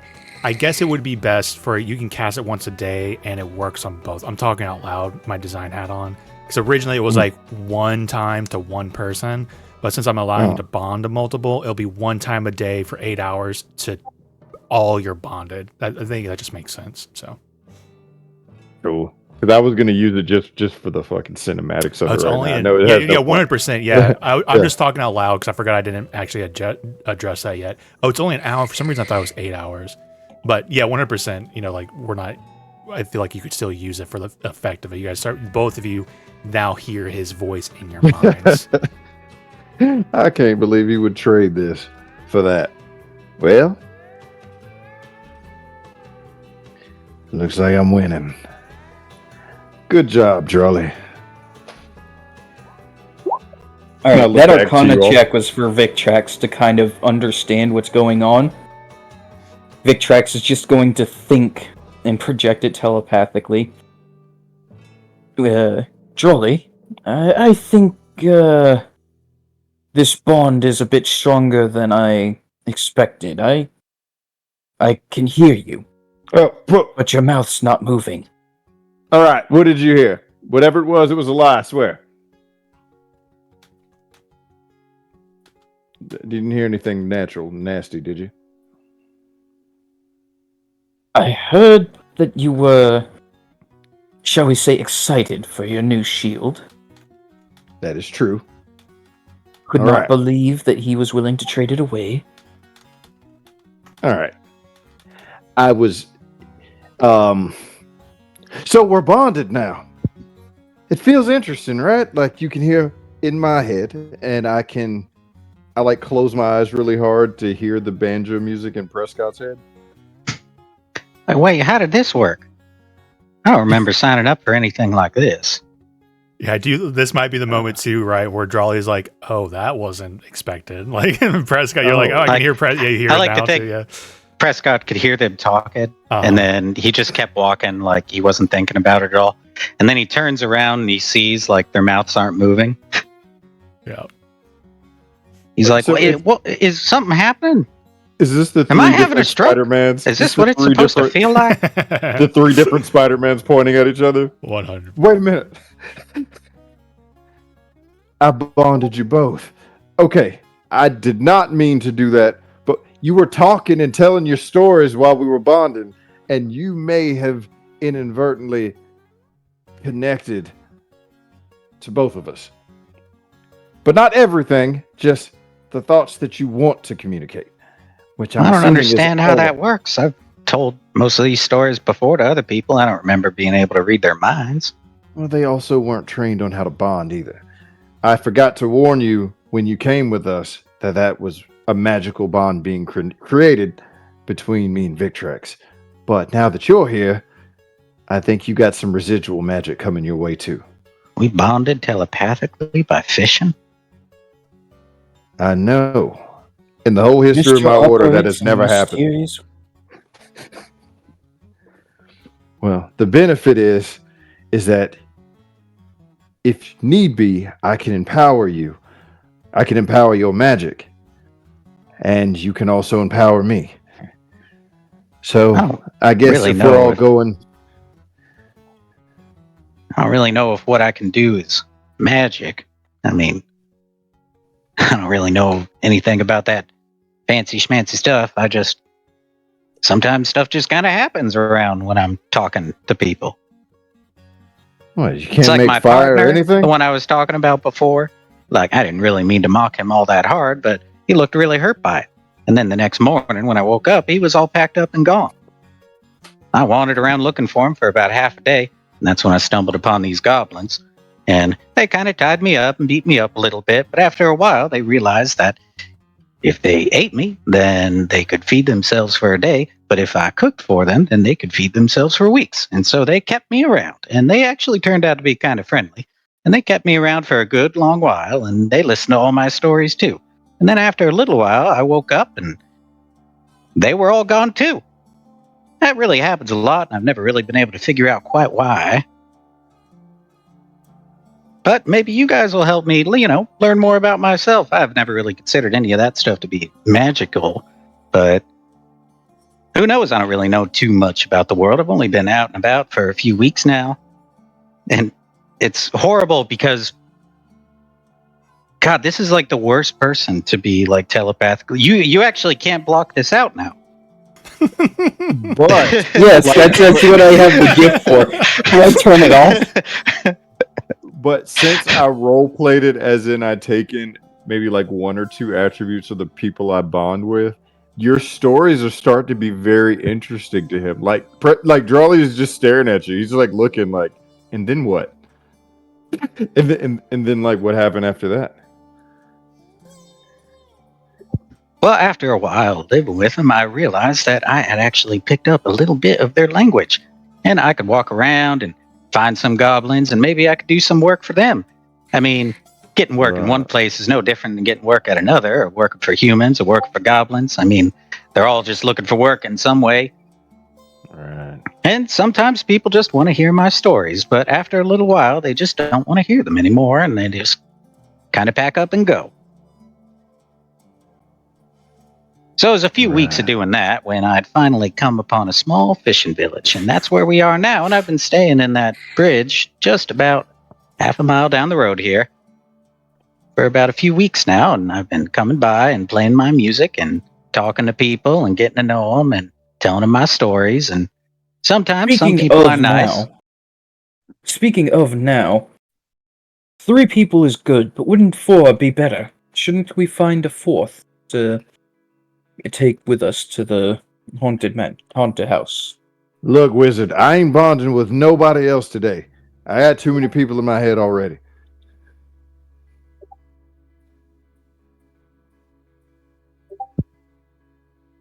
Well, in that case, I was asked to return to Baron Thamas's villa here to let them know that I found the group, and if you're not going to bond with anyone else, I think that we're good to continue, I guess. Right. Okay. You sure we couldn't finish fishing? I mean, we didn't catch nothing. Roll survival checks if you guys wanted to catch fish. You were technically there for 2 hours, so that you could definitely attempt it, or you can just keep your narrative up that you didn't catch anything 100%. Whatever you want to do. Yeah, it'll be our reason to go back again. It'll be we have a spot now. Yep. It'll be the end of the last session. All the survivors return to the fishing spot as the Our sun sets on our the king heroes. king of the hill moment where I'm standing there. Mm-hmm. Yep. But none of us are talking because we can all talk in our minds. 100%. The mouths don't move, but you still. Yep. Uh-huh.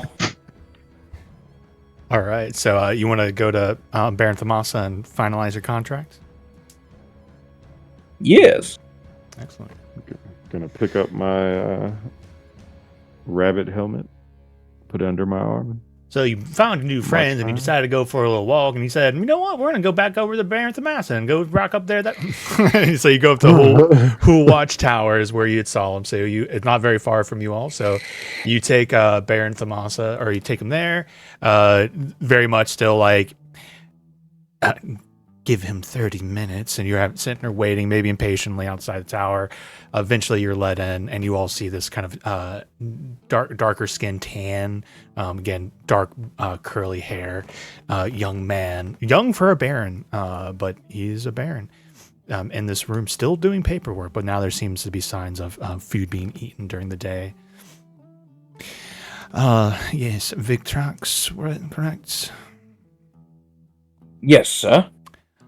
These are your companions you were able to gather for the haunted house? Yes, I have faith in their talents. Very well. He told you the terms of 300 gold, but I do have it all, I'm assuming, I do have it written down here in a contract, though. Officially, 300 gold upon completion of the task, which is to investigate the haunted house, and if you find threats there of the paranormal type, destroy and cleanse it, and any artifacts or remnants, pieces of interest that you can bring back, 100 gold. There are rumors of a alchemist having lived there before. I would be very interested if you find any of his writings or equipment. Can I make note of, like, what is up with this guy, considering the fact we're talking about ghosts and a problem like this, and he seems rather kind of like, if you find something, just bring it back. Kind of like, I want to get his vibe. I want to do a vibe check on him. Roll an insight check. Roll vibe check. Vibe check. I'm rolling fire tonight. Ooh.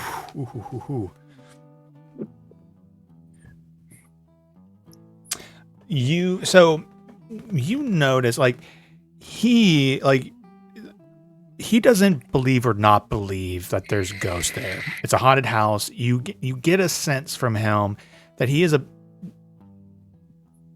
here for opportunity, but there's also a sense of him looking down upon these kind of backwater bumpkins in a way. Like, you maybe even see him size up and down Prescott when he walks in, especially a hobo impression about him, and with a little bit of judgment in his eyes, though he doesn't say anything. But then you do also pick up when he mentions the alchemist and items and more there, you do get a sense that that's what he really is looking for. He's looking for information on this. He doesn't really care about monsters or anything like that. That he has some sort of more special, particular interest in that. Interesting. I'm gonna telepathically bond to Prescott and be like, "Hey, Press, you heard anything about any alchemists in this area?" Press, I like that. Knowing he's a bard. I don't think anybody's ever called me that before. As a nickname. What was your question again? You mentioned alchemist. Have you heard of any alchemists in this area? I don't really know anything about alchemy or anything like that, unless you consider that grog we had back at the bar to be something. Roll a Like, history I'm check. talking about rumors, Press. Rumors. Like, my brow. I'm not saying it, but my brows are like furrowed, looking over to you, like, what the fuck, man? Yeah, roll a history check, Prescott. History -1 ends. A natural 2 for a 1. 1. Nope. I was gonna say, like, you could have maybe heard a story, and there's like, well, I heard a story about blah blah blah, but you have fortunately not heard a story about the haunted house, so it's a complete enigma to you.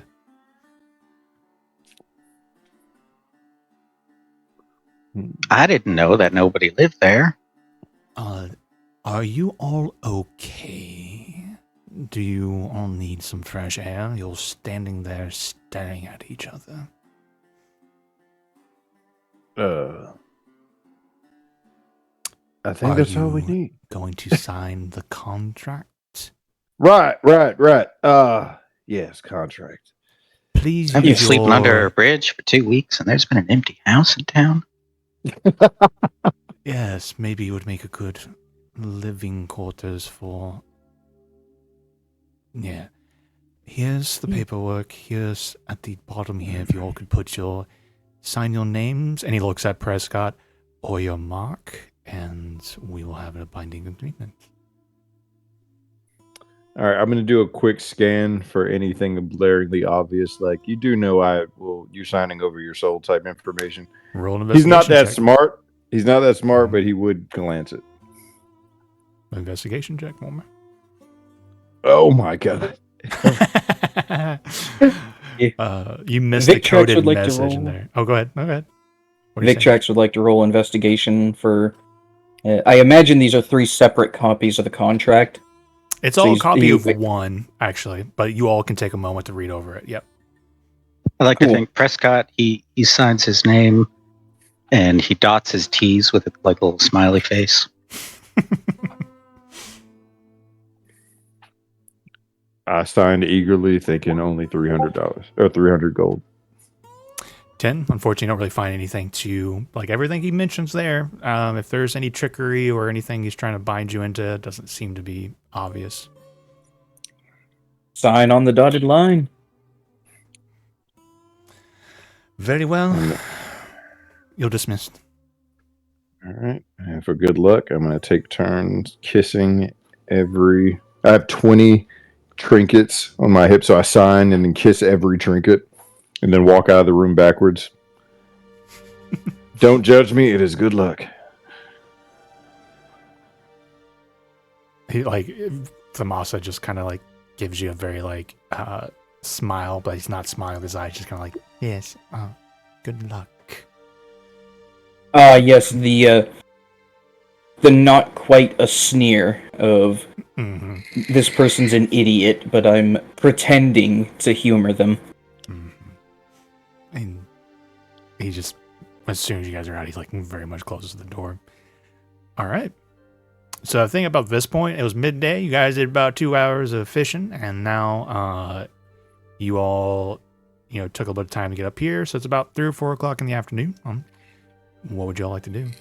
That shit, it's gonna rub off on me, Justin, so bad. If you can't hear me in my voice, I love me some like Southern Americana Western boys, and I'll pick that cadence right up. Okay. So I apologize. I'm trying to let you have your thing and not mimic it too much. That's so hard. That explains why you loved the prison break session so much. I'm trying to remember. Was there country voices in that one? Or Southerners? Probably. Well, yeah, I was just, talking to that there chef right there, and wanted to let him know how much I loved his cooking books. On Tuesday, we literally they were going out to like a riverboat casino, and I'm doing Steamboat, and I'm doing Southerners as the I am Baron Casper at your service. That was terrible, but I was definitely trying to. No, you killed it. You invoked the KFC guy. KFC man. I said that in the chat. I was like, yo, is he wearing an all white suit? Yeah. I was definitely channeling him for sure. I love me. Hold the phone, Colonel Sanders. I do declare, like we all are going to be fast friends now, aren't we? All right. So, so 3 or 4 o'clock in the afternoon. What would you all like to do? Charlie says to the group, why don't you guys give me an hour? See if we can go around and get some information about this place. Maybe scope it out some. See who goes from there and who comes. I like to hear the local legends too, even those most superstitions about ghost stories anyway. Most of them are bullshit, but inside of the bullshit, sometimes there's corn. If that makes sense. Hey, God dang it, my voice has now fallen. Hey, you know what they say, where there's smoke, there's fire. Yeah. I guess I could go around and ask people some questions. I'm not really good at asking questions, though. Really more good at telling stories. Yeah, you just try your best to listen to some stories. Press. Well, All right, so I suppose we could split up and meet back at the fishing spot in an hour?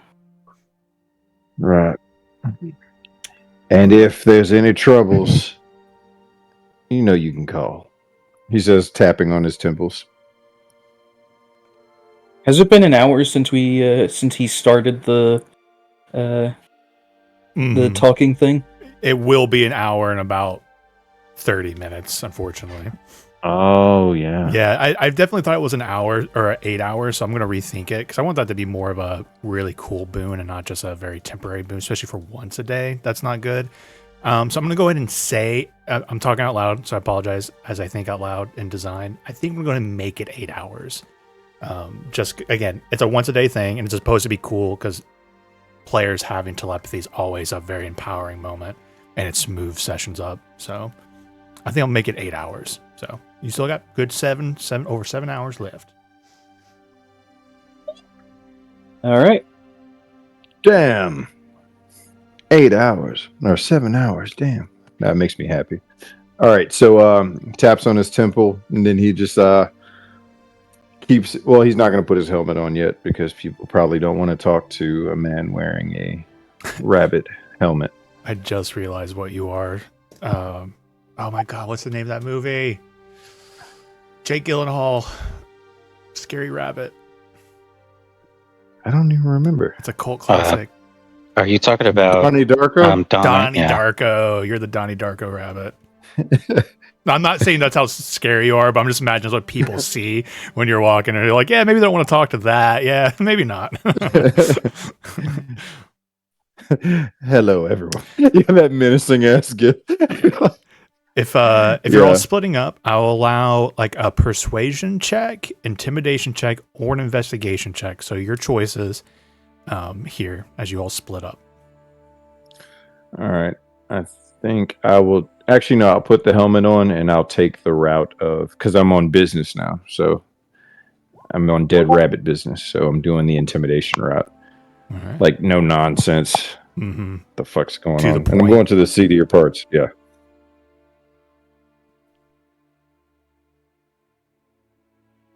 Fire. Yeah, you're rolling great. All I'm glad night. you're getting all your All good night. rolls out now and All not night. combat. No, it's all night. All night. You know, he's taking all of my good rolls. Prescott, you got yourself an intimidation check there, or a persuasion check, or an intimidation check. Because I don't think you're doing investigation.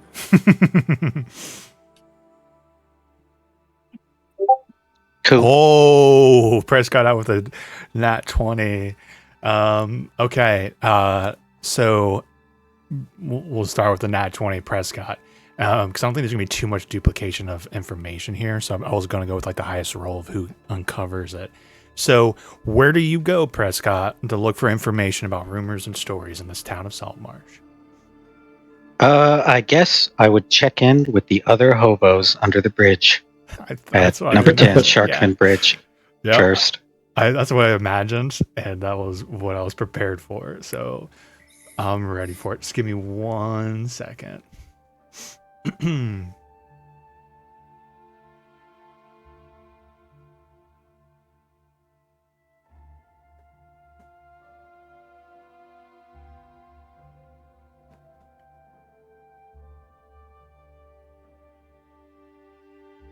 All right. Yeah, so you join your hobo friends underneath the bridge. I'm just gonna add a little weird detail here because it's one of my favorite things to do in all my fantasy games.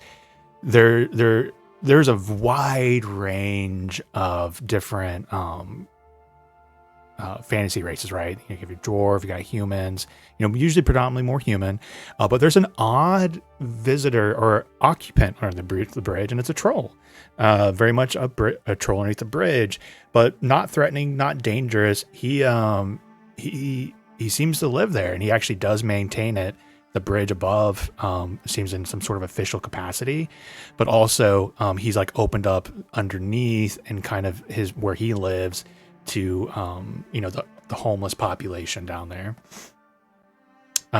So just a weird little detail. You're down there and you're kind of talking around, and I actually kind of imagine you have the opportunity here to tell me who you find. Do you have someone in your picturing that you would like who it is that you get this information out of? I guess I'll try to look for the most well-traveled hobo around. I'm looking for the most well-traveled hobo in Saltmarsh, hey, boy? Well, howdy there. You've been in Saltmarsh for long? I've been in a lot of places for a long time. I'm a rambling man. Oh, where all have you been? You ever been to Suzale? Oh, Suzale. I've been to Suzale and back more time. And you get it like you're half elf, right, Prescott? Right. It's kind of hard. He has the hat on and it covers up his ears, so it's kind of hard to tell. But for you notice this is a full-blooded elf. And for some reason, he enjoys the hobo life. And so just like there's also this weight of wait, 1 second. I feel like I always have to set the scene for Prescott scenes. Shepherd's Farm scenes all day.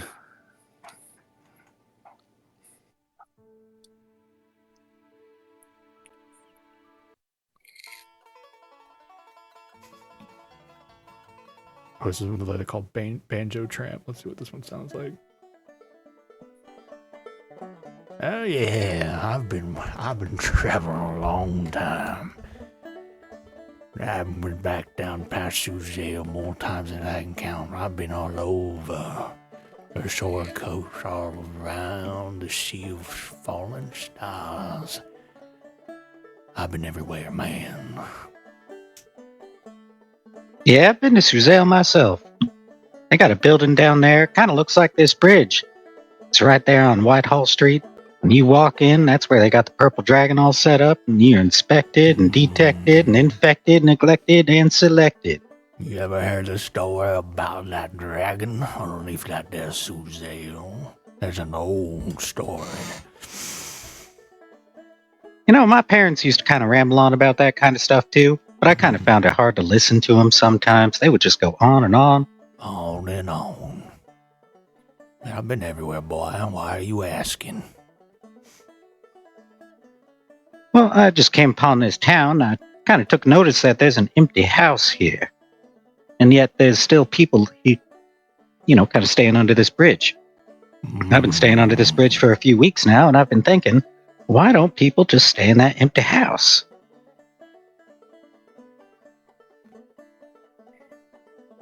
One moment. If you mention the house.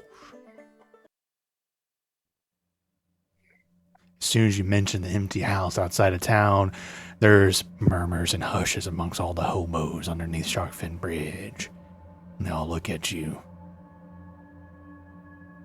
We don't go into the haunted house, boy. It's fucking haunted. Specters. Killing blood on the walls. Frankie over here, you went back there, not even a month ago. You see, this little human. Yeah, I went. I thought like you did. I said, why are we underneath here? There's a nice little house up there on the hill, overlooking the water. I went in, and I could hear the voices. They were whispering to me. They said they wanted to eat my heart, eat my soul for breakfast. I saw skeletons. They rose up out of the ground, out of the very earth around it. They came for me.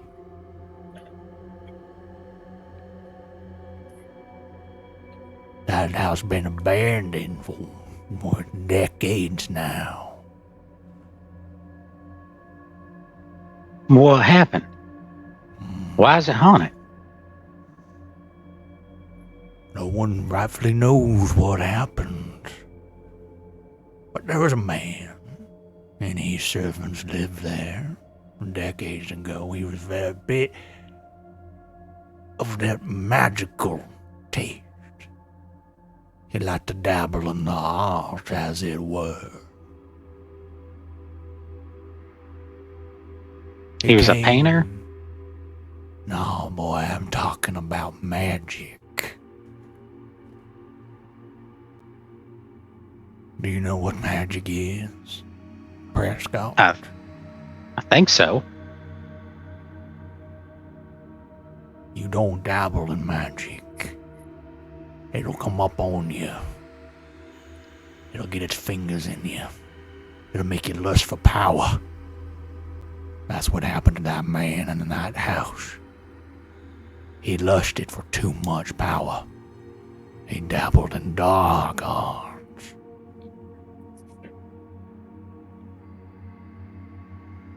"30 years and a day ago, at the night of a full moon, everyone in Saltmarsh saw the emerald green flames rise up out of the house, consuming, burning, but not burning.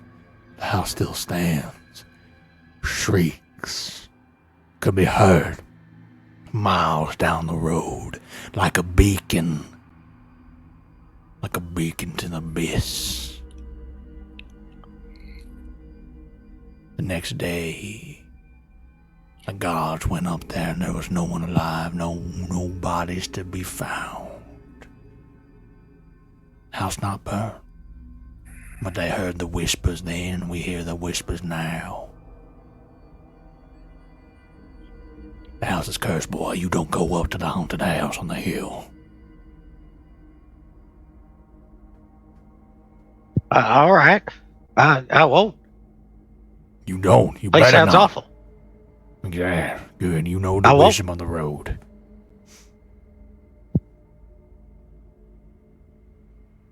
I'm not going. Oh wait, that sounds horrible. Well, thank you for this talk, but I do have to go now. And he is gonna walk off. You be careful, Prescott, where you walk, boy. Don't you be going to that haunted house now. I'm not going to the house. You heed my words, boy.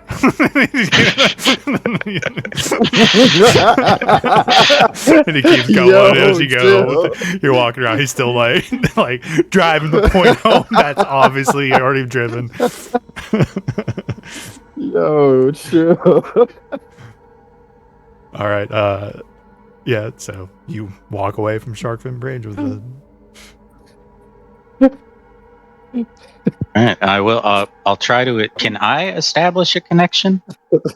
Yeah, you all can communicate together. Like, Is that how it works? Can I talk? Can you hear this now? Do you hear all my thoughts? I can hear you fine. I'm in the middle of jacking some dude up against the wall. Doing the Batman, where is she? I'm telling you, man, he's fucking haunted, man. I don't want to tell you.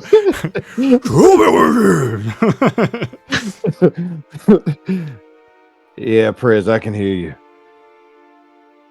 All right. Well, I went down and talked to some of the other hobos behind Sharkfin Bridge. It's the big white bridge, like in the center of the town. Kind of reminds me of this other street in Suzail called Whitehall Street. That's where you go in. You talk to him under the bridge. There. Yeah. Oh, right. So I talked to him under the bridge, and they were telling me about the house. They were telling me all about the man who used to live there, how he was an alchemist, and how he dabbled in the dark arts and made some really horrible paintings and got some people killed, I guess. And that just had some lasting effects on the woodwork. And now nobody wants to stay there, even though there's a perfectly good house on the hill.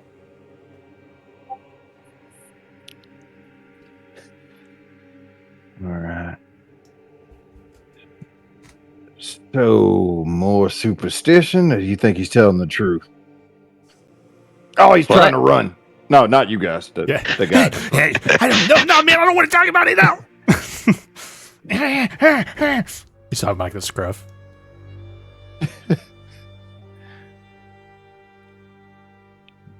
You hear anything, Victrox? I got a 10 on my investigation check.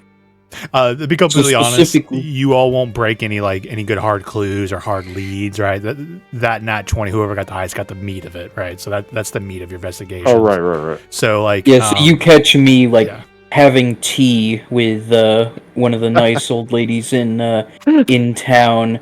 Like I went up, so I visited Miss Sanderson. Her husband died a fair few years ago, and I wanted to see if she knew anything. She's lived in town for so long, but honestly, one thing led to another, and just enjoying a nice cup of tea out on her front porch. She's not letting me leave until it's done. Send help. Now, Mr. Victrox, you don't go anywhere until you try some of my apple pie. Everyone talks about how good my pie is, and we got some stuff down in the little freeze box in the back. I got some sugar dairy, some ice cream. I'll put a little dollop of that in there. And you say you study the magic? Is that correct? Yes. Externally, internally. Send it now. Is she keeping you hostage or something? You know how old women who rarely get visitors are. They never let go. Well, aren't y'all like the same age? No. And even if we were, I've been trying to stay on topic, but all she wants to do is have me eat apple pie with ice cream on it, and it's now, nice. When you're done with that apple pie, I got some things I need working on around the house. I think you can come on in and, help me lift some things, move it around a bit. So while you're here, might as well put you to work. Come on, don't be lazy. Oh, Victrox, you're Damn, saying I she became a wants you wizard so I could be lazy. She wants you to try some of her pie.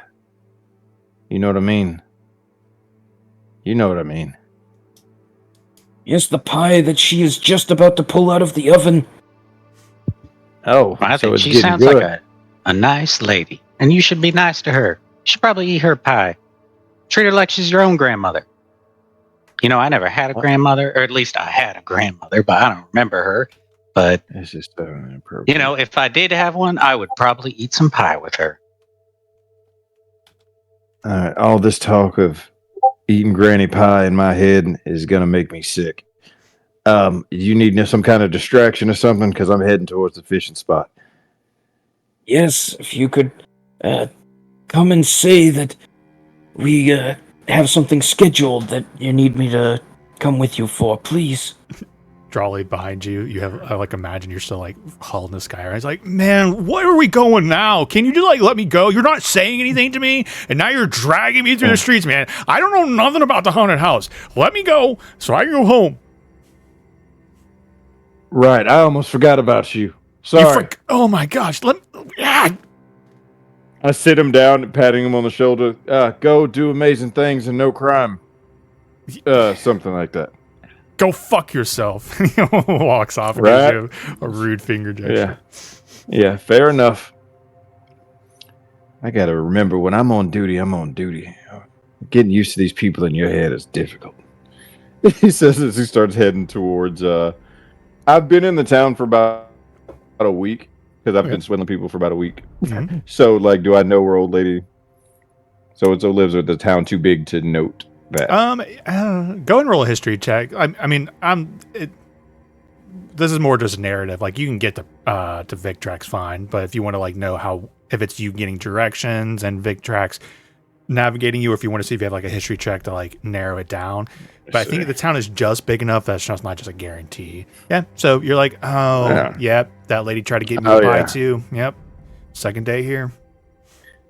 I was gonna do it. I just had to go make some money. All right, so I'm going to go to her cottage. Yeah, it's a small little house on one of the roads, or on one of the streets. Maybe her husband had a shop somewhere in town, but she's retired and he's gone, so she's just a retiree at home. So there's nothing really noticeable, but just a small, cozy little house in the middle of town. And if you're okay with this, Riley, I like to imagine you have a broom on the porch, on the stoop. She's got you trying to brush off or sweep it off now. Yeah, she's trying, and I'm just like trying to go. But I can use magic and make this twice as fast. No, you just use yourself some proper. Just use proper. Everything. I'm trying to do. Now I'm trying to do a country southern accent with every single NPC. I'm trying to reel it away from it. This is gonna be hard.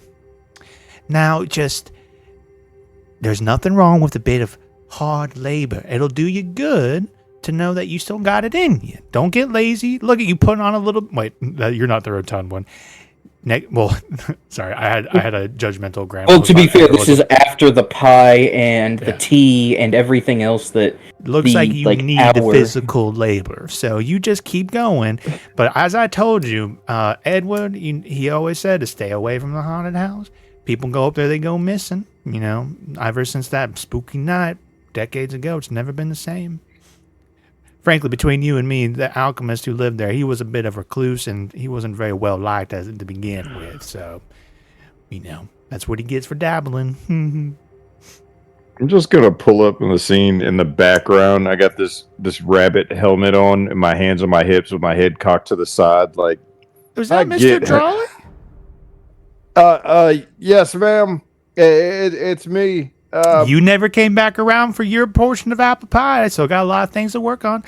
Since you're here, there's the chicken coop in the back. Some of the fencing's kind of worn down a little bit. So I got some hammers and tools, some of Edward's old equipment, and we'll get you working on that. Yes, but we really have an urgent thing we got to do, like, right now. I get, helping her with the sweeping and all that. Do you have to wear the apron? It's up to you if you want that with your agency, Victrax, but it's up to you. Yeah, she's like, oh dear, you can't be sweeping and getting your clothes dirty. Let me get you an apron. It's like, I would. I'm gonna come back. We just have a thing we need to do, like, right now, and it requires his attention. I'm good for my word. Roll a persuasion check or deception check. You can try and help on this Victrax if you want. Yeah, I will. I wouldn't lie to her. Like, I'd try to. Perception. You said persuasion, sorry. Yeah, that's all good. Yes. You want to be the first to click the wrong P? Won't be the last. Bro, let's go. Bangers all night. All night. Victrax, I like to imagine you still do help. I'm like, yeah, I've got to go and everything. The help action's not needed, obviously. And she's like, all right, well, you all promise. Will you promise to come back and help me with some of the chores, and I'll give you some of my apple pie? You know that she wants us to run a train on her, right? I say that in your head. Train. Oh, no, the trains don't exist. She wants us to do the caravan. The caravan. She wants us to run a caravan on a wreck. I got the best pie in all of Saltmarsh. Everyone's had a piece of it since Edward's been gone. Oh wow, that is just gross. I say that I mumble that, but it's just like, all right, yeah, but don't worry, we'll be back, and we'll even bring a friend with us who will be happy to help. Yeah, don't know, Prescott. More the merrier. Yeah. All right, boys, you get on and get before I get too more distracted by you. All right. Remind me later to ask around about how many people have been to this house in like a week time span. Like, I just need to know. Is she a legend in this town? I wish JP you were ready because I'm just so ready for when we're gonna randomly introduce his character. Like I want JP's character to come out of the back room right now. I can probably RP, but I wouldn't be able to pay attention to a battle. My computer just restarted too, by the way, so it'll take a minute. Like if you want to RP and jump into it, like I think I'm fine with that. Like you're playing a rogue, so like it's not like super hard for us to like help pilot that in combat. So if you want to jump in with RP at any point, you're more than welcome. Yeah, so I've been trying to keep up while I'm working. If I can get like a quick synopsis of where we're at. All right, so the big picture is Victrax. I'm going to say this first because names will be confusing. Riley's character gets a task for the haunted house, needs adventure. He goes to the sketchy tavern filled with smugglers and pirates or stuff like that kind of vibe and finds Paladin Drawley and then finds also their Prescott, the country bard, and recruits them.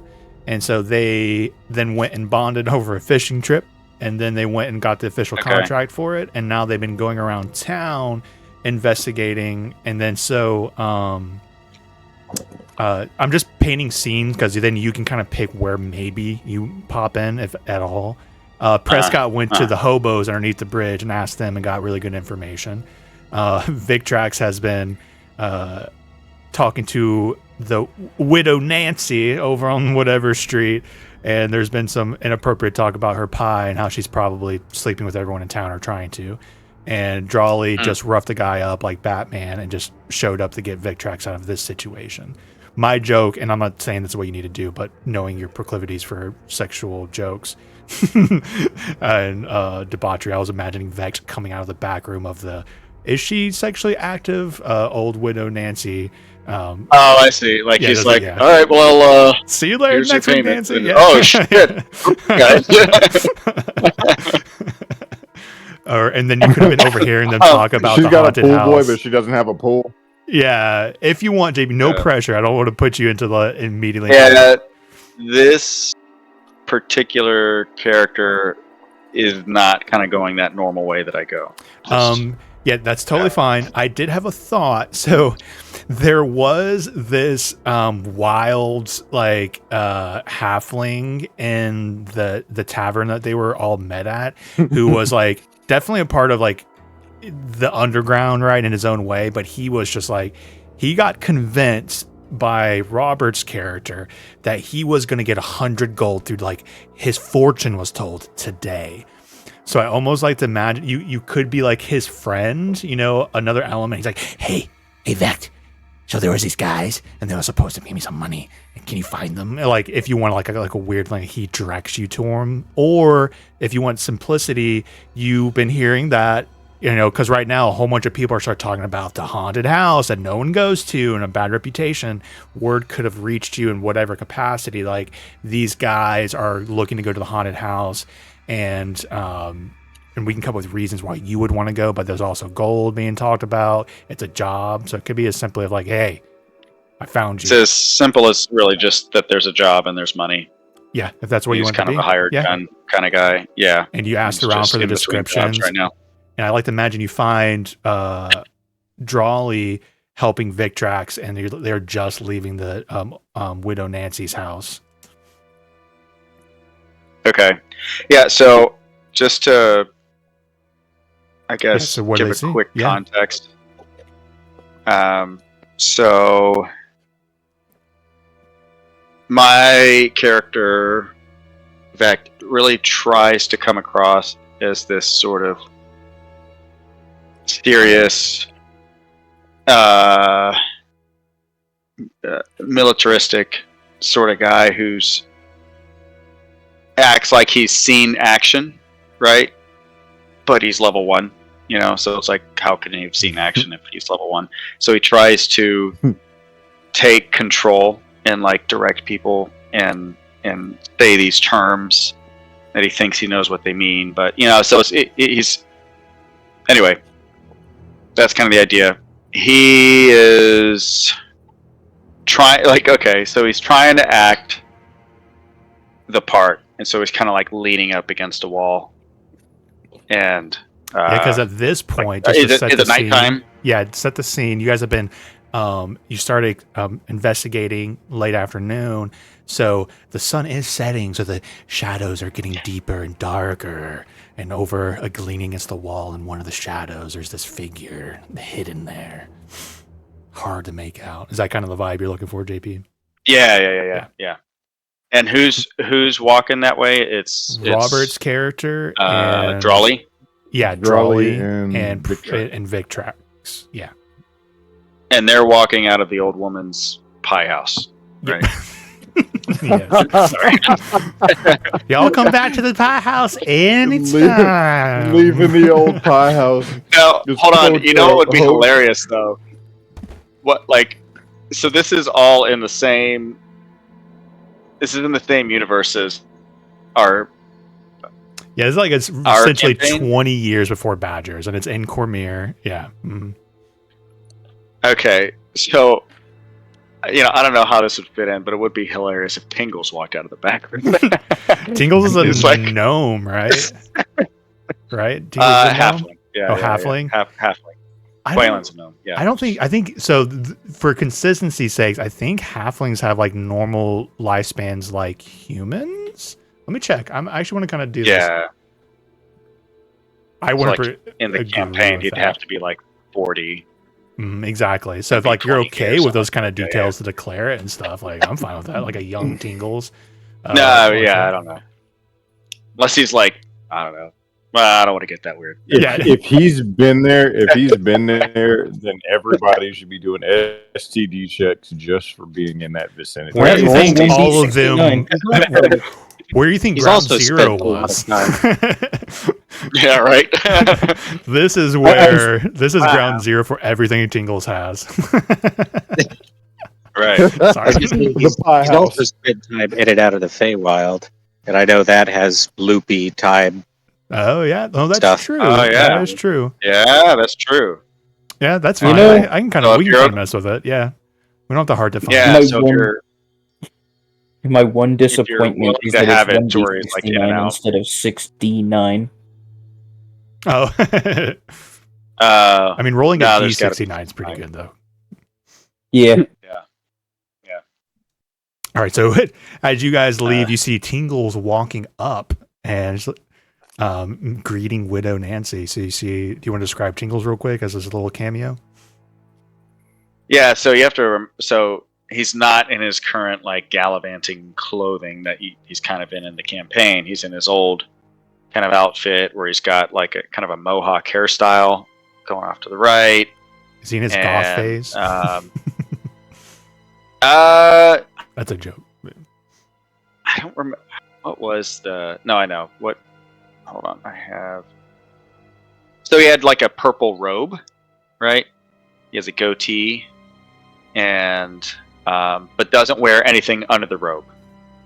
You know, and he's got his like mandolin on the back of him, or I guess he didn't have the mandolin at the time. He has a lute on the back of him, right? And so you're saying he's walking into the house as they're walking out? Mm-hmm. Yeah, you're walking. And what's the pie house? What's the pie lady's name? Nancy. Okay.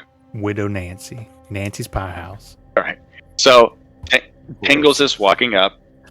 They like open the door to walk out, and he's kind of there, like went to go open the door at the same time. He's like, "Oh,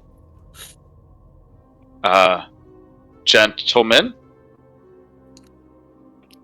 It was that Tingles. I hear your voice. Oh, look who's Nancy. Here. You're early moment, for your pie lessons. At this moment, he just gets this erection, and you just see it through the robe. But he's like, "Oh, Nancy." I love You JP never how you're disappoint. like, my character's not going to be like that, but you still had to get that kind of joke and comedy into the scene, and you had to bring Tingles in for it. I respect it. I respect it. Yeah. All right, let's get to some good old fashioned pie making. What kind of pie are we gonna make today? And he's like rubbing his hands together. We I do do not not try need to to hide be his here for direction. this. We do Oh, not need to be no. here for this. And the door. You two closes. are welcome to join in. Nope. Like We're Nancy pulls him in and shuts the door. And Oh, it's no. like, wait! They They'll look be back interesting. later with another friend. We got our private lessons tonight. And then the door You just hear closes. him. Wahoo! And you guys leave, and so you're on the street about to try to link up with Prescott when you guys see an Aragorn figure leaning in the shadows of against the wall. Watching Oh, you. and he's smoking a pipe. Yeah. Mhm. Even better. Are you what race are you? Vect Human. human. So you see an Human average height variant, yeah. kind of hanging over there. And it's still. So you said the sun's setting. So Yes. he's standing in a shadow, but you can clearly see Mhm. him because the sun's still out. But he's like. So like they see him and then they walk by, and then I guess we'll start from there. When Oh, go ahead. Yeah, what's the question? Like as we're walking up, when I look to the ground, do I see like signs of like ashes or something? Like he's been there for a while, or he just got there? Because I feel like that's something I would be looking at. Roll a perception check. Yeah, how long Shady is he ass just standing figure. there? Mhm. Yeah. It's a pretty high DC just because we've established it is like getting darker and the shadows are getting deeper, so it's kind of harder to see. But 17. Bangers. How long have you been standing there watching? You watched. So like Victrax was there for a long time, like probably for like at least an hour, and then Drawley literally just showed up, and then like 10 minutes later got Victrax out of the situation. Yeah. So I mean, probably just within that 10 minutes, because otherwise he would have seen him going in, right? I mean, you could have been Maybe he was watching somewhere Victrax nearby, and watched it, or you just caught both of them and then you posted up real quick. You know, like whatever you want it to be. You could have been there for a whole hour So scouting. if it's Sizing. okay that he sort of followed, I don't want to pull a person from earlier on in our campaign, but he sort of followed behind him inconspicuously, right? Mhm. And then walked into the house. He posted up and looked around, found a shadow, and like went over to the shadow. So whenever the camera pans back over to him, he's doing like, oh shit, shadows over there. He's like running, but when we see him again, he's like posted up confident. Still my Yeah, favorite. like- where is it? No, go ahead. Say what you're saying. I'm finding it. Just think of like when Batman actually tries to like just randomly disappear. It's like, how does he actually do it? He's just like ducking down behind a table, like creeping, but Yeah. that sort of thing. I love I found evidence over here. You found evidence over there. Yeah, evidence. All right, So anyway, yeah. So there are signs that you've been there for a time. I just kind of like look over to you. I don't say anything, Victrax. You got somebody paying a lot of attention to you.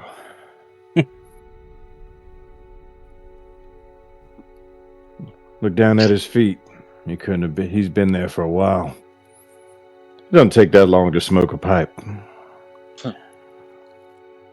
And you can't hear them, by the way, Vec. They're talking in their minds. Okay, yeah, I think I remember hearing that they bonded and they have some telepathic communication. Mhm. Gentlemen, I believe you are on a quest, and that my services and my skill set would be quite advantageous. I stop walking. I stop walking and turn around to you, just like looking over the shoulder. And what kind of skill set would that be? I have a very specific skill set. one gained over years of training in combat that I learned from the mountains. How old do you It would look? behoove you. Okay. Like mid, late 20s, early 30s. Okay. Or, you know what? We could go for like a young buck, but he's trying to pass off as like a old war-torn veteran kind of thing. Right. Yeah. That's what I was. That's what I was. That's what I was Yeah. feeling. I was just like wanted. Yeah. Right. So we'll say like really early 20s. Looks like we have a seasoned war veteran here, Victrex.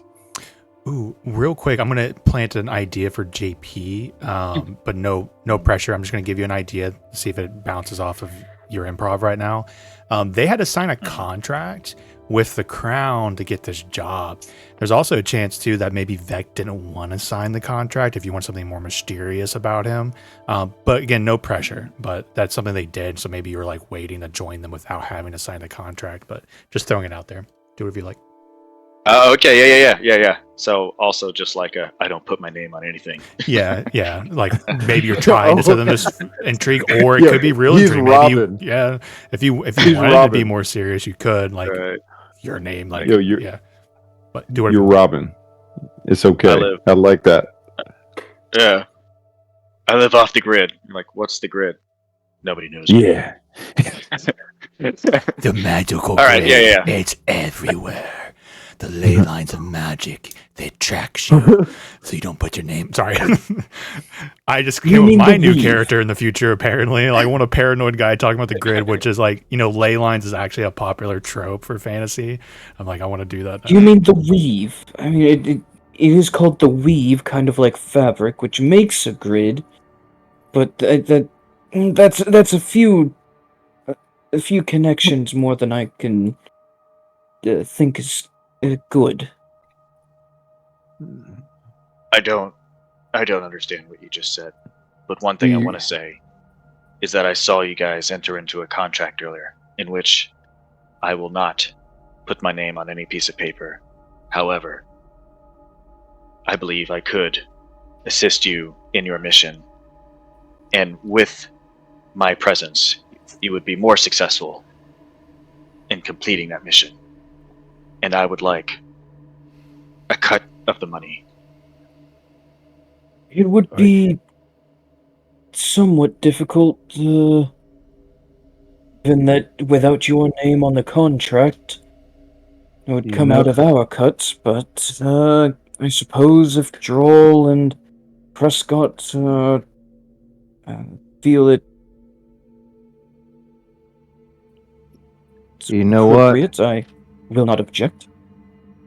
Just for Mistress' favor and the chaos of it all, I feel like this mysterious stranger standing in the shadows over here might be able to do a thing or two.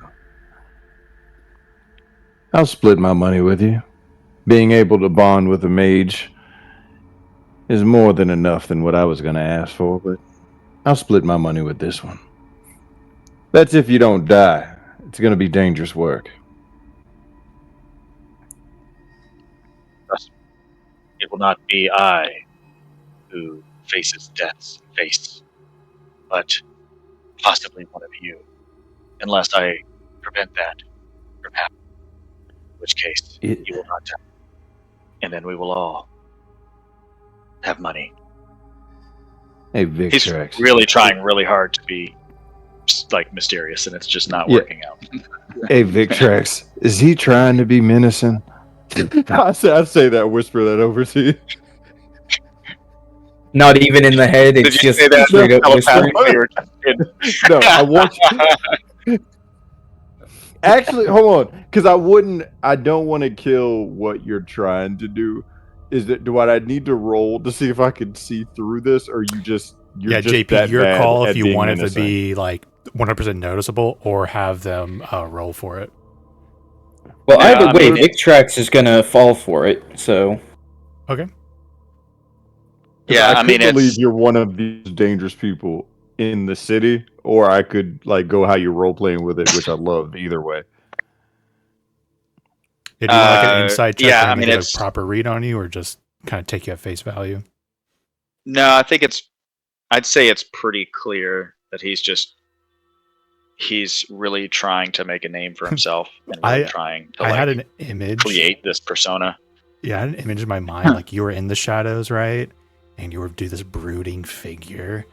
But then when you start talking to him halfway through it, you know, you like maybe there is a moment where you guys are like, man, who's this dude? And man, you can't see his face and everything. And then you step out and there's like a kid, like maybe once they see you as you step out of the shadows after your brooding presence, it's just like, this guy's not scary at all. Or like maybe, I don't know. I just had this image of your reveal finally out of the shadows. And it's like, oh, but no the pressure. Shadows made you bigger. The shadows made you way bigger than you actually were. That's kind of what I was imagining. More what's in the shadows. And he steps on like, oh, that was in the shadows? But I don't know if that's what you want, JP. That's just an idea I had. No, yeah, that's fine. I didn't really know what to do with this character, so we're just kind of making it up as we go. So that's totally fine. Well, that is epic.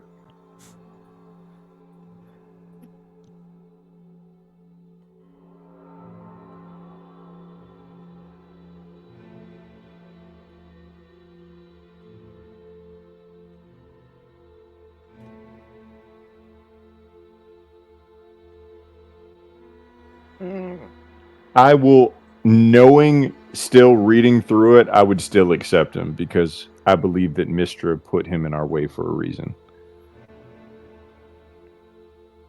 And it's Big Tracks buys it. Well, now that we have a hardened, menacing figure with us, we should be all right, Victrax? We just got to find Prescott. Which I'm sure he's probably... Prescott, what are you doing? I say that in my head. Well, I was walking back to the fishing spot. Isn't that where we're meeting up? Right. Well, mysterious stranger. I'm Drawley. This is Victrax. We're going to face death together. We probably should know each other's names. okay. I'm Vect, but it'd be best if we didn't use names. I think we should go by code names. I will be Eagle 1. And he points to Drawley. Drawley, you will be Bondo. And Victrax, you will be Biznitch. All right. So remember those names and only refer to each other by those names from here on out so that we can maintain total secrecy and no one can know who we are because that's important. All right. You said Eagle 1, is it? Eagle 1? I am Eagle 1. I am Drawley. This man here is Victrax. You are Eagle 1. He thinks something is wrong with you now. He thinks you might be touched in the head a little bit. I understand. You may not have experience with war. Do not break the security here. But when one is sent on a top secret mission, one must use total anonymity. And in doing so, we should use code names. It ain't no secret. We done asked everybody in this entire town about this haunted house. I don't think you understand the importance of code names. Yeah, well, you tell it to me. You tell me about it on our way to the fishing hole. We got to meet up with our other ally. All right. So, anyways, I was on this one mission, and we just trail off walking, just making up shit. And there were these two kids, and I had to make sure that they did not recognize me or know who I was. Is he telling us a story about how he killed a kid? Did he kill those children? I need to know.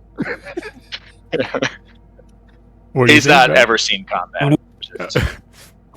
Well, my question is, in fact, is your story long-winded, similarly to Prescott's style of storytelling? Just because the extra effect I'm throwing in this. Or is it more just straight to the point, but just more like they can sniff a little bit of bullshit if they really tried? There's no need to even try. Like, it's just straight bullshit. He contradicts himself often, kind of thing, and you either choose to call him out on it, and then, excellent, or you just let him go with it. And I think there's an episode of Seinfeld where Elaine hires this guy who write for the magazine, or she promotes him, and he's always wearing camouflage, but he's never seen war, but he always writes the stories like was in combat. So you had to be I'm there. kind of going for that vibe. Yeah. Change as a man. Like, so did you serve? No. No, not at all. Man. You know, I can no longer as look a at trees the same way again. As a Marine, you don't know how many times I've caught fucking people doing shit like that. I'd be like, hey, so where'd you serve? Yeah, No, like where'd you serve? Desk at the local McDonald's. Yeah, Desert Shield. You were a child during Desert Shield. Well, that's what we called it. Child soldiers. You're like, okay, dude, all right. JP, will you take a spin for me on the uncommon wheel? Everyone else got a free roll, so why don't you get a roll? Magic item, random free. magic We earned item it. time. We earned it the old-fashioned way, fishing. Well, I was gonna say, like, if Prescott won, he could have been waiting by fishing and have whatever this is ready, but that's no pressure on Justin's part. Excuse me.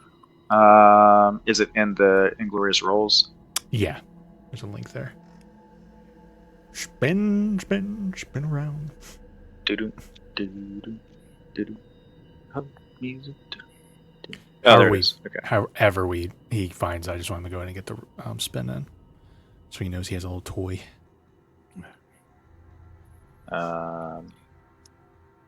You spin me around, baby, right around. I know when Robert clicked it, it took a second to load, I think. Yeah. It did take like 10, 15, I think. House of Cards? The item House of Cards? Or the box? Yeah, or is it supposed to be a choice? Like, when I first saw it, it was choice. And now it's like a billion options. It's a billion options, and you roll. And that's essentially rolling on a magic item table. All those items are those are all magic items. Yeah. You click it, and then you'll get a random one.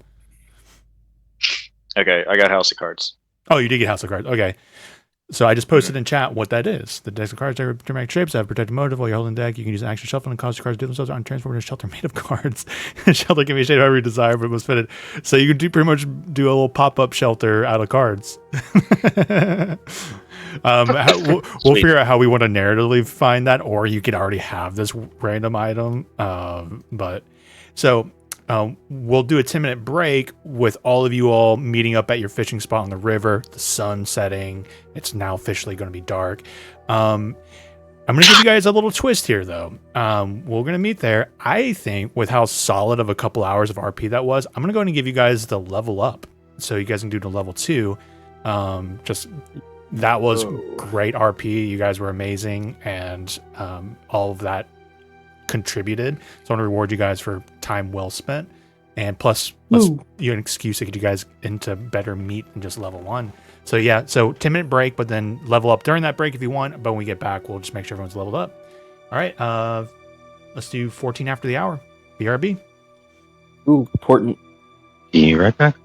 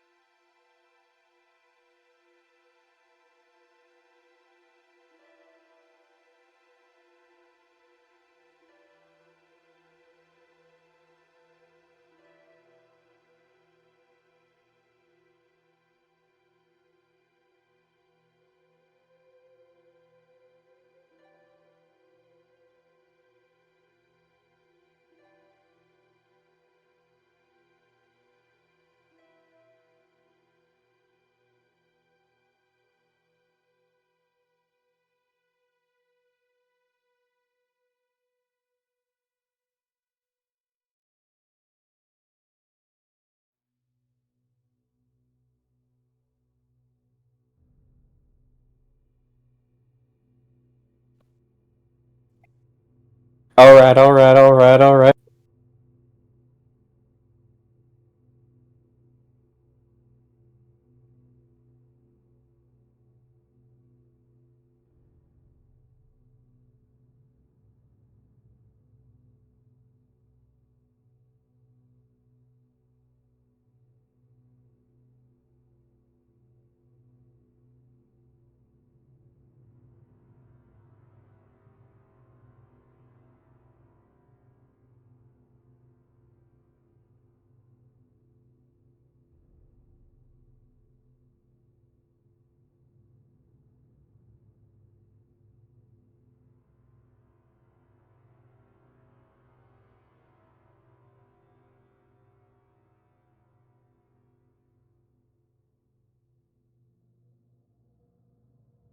Things are unmuted. I just muted myself there. Discord unmuted. Okay, music brought back over. Come back over. Excellent. Weird question for you. Mm-hmm. Yep. Now, the boomerang shield is a thrown weapon thing. Mm-hmm. I could still use it in melee range, though, right? That's not a problem. Or is it? You make a ranged weapon attack with this magic shield. So, yeah, it would technically act like a ranged weapon. So that would be the whole if something is within 5 feet of you, it's at disadvantage with it. Okay. Let's see. You can make a ranged attack and it has normal range, and it uses your strength for the attack roll. Shields are personal attacks made using the shield. 1d6 slashing damage through the shield that appears in your hand. Yeah, I think I would still keep it like that because it just being a guaranteed little ranged hit, it'll be a nice little bonus for you if you can't reach something, right? Like, oh man, I'm 10 feet away. At least you know you could still like throw that out there at them for something. Right. Yeah. So I think I'll stick to that for now, and then we'll just see how it plays out. If it's boring, then we'll see if we need to adjust it. All right, so you've heard nothing but bad omens for the haunted house, and you all have gathered up. The sun has settled. Oh, we did establish. Listen to me, boy. Pretty cold, so it's pretty frigid out here right now. So you guys would definitely be needing to find shelter. Though I think maybe conveniently you have something that could do that. I'm on my cards. Yeah, I'm not saying you have to do that, but ironically enough, you do have a really crazy item for that. So you, what do they see, Prescott, when the three of them come walking up? Sun sets on the river, on the Kingfisher River.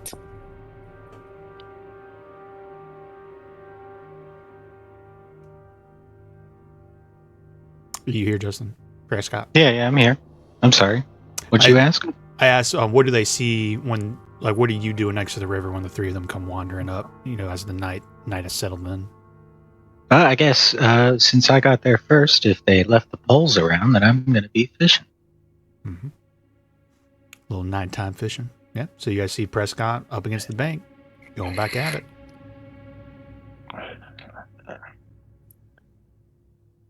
This is this is Vect's first time seeing Prescott. Yep. Prescott, right? Okay. Hey, Prez, we got somebody.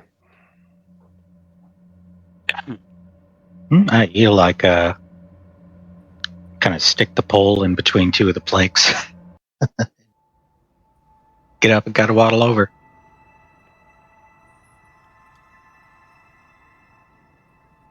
He wants to go by Eagle, but I'll let you deal with that. As I'm going to go and try and see if I can catch something real quick, so he won't be the first person to have caught a fish. Well, hello, Eagle. We got all sorts of nicknames in my life. No. Yes, you Prescott. That's your name? Oh, yes, sir. My name is Prescott. Okay. Prescott Jr. You might not be named after my father, Prescott Sr. Well, I'm not named after him exactly. He's Prescott Sr., but I'm named after him. First name wise. Okay, Prescott. Prescott, listen. You may not be as experienced as I am in secret missions and combat, but anonymity anonymity is key, and so we should use code names from here on out. Victrax. I mean, we over signed there. a contract and all, and so it ain't that secretive. But I like having nicknames. Whatever helps you sleep at night, buddy. We need to use code names from here on out. You can refer to me as Eagle 1. Victrax over there is Biznich.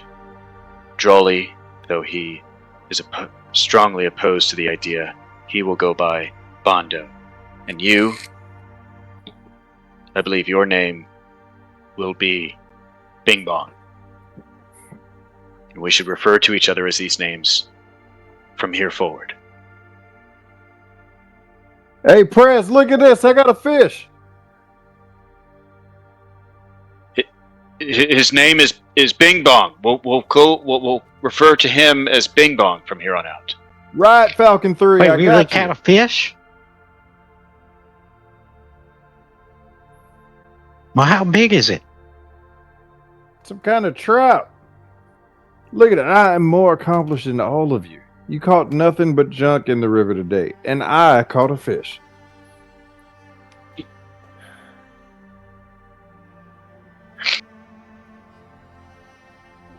Oh, road. Damn. Bangers all night. It's a big ass trout. I'm gonna roll around the ground with it for a minute because shit. Like wrestling it?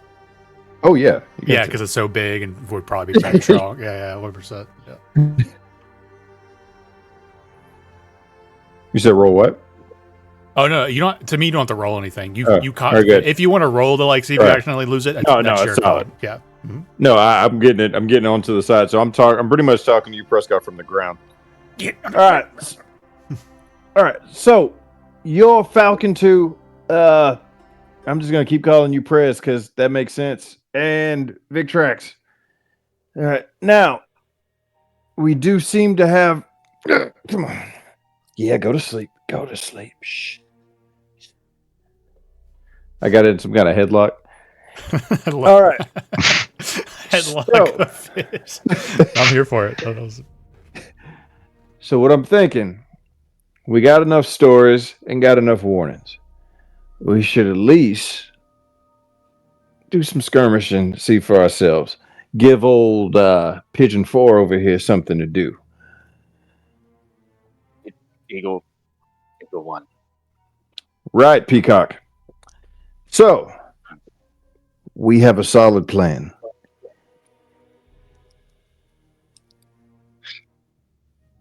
We have a plan? I have not heard of this plan. Who came up with this plan? Which one of you came up with the plan? I'm kind of winging it.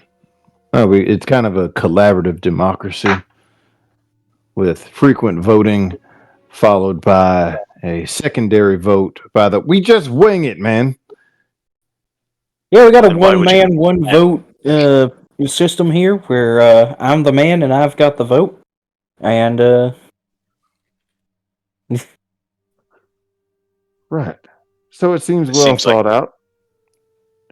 Luckily, we've stumbled upon you with your very special set of skills. I'd like to see what those are. Yes, a platoon without a leader is like a bundle of rabbits that can't cook. Am I right? Okay, so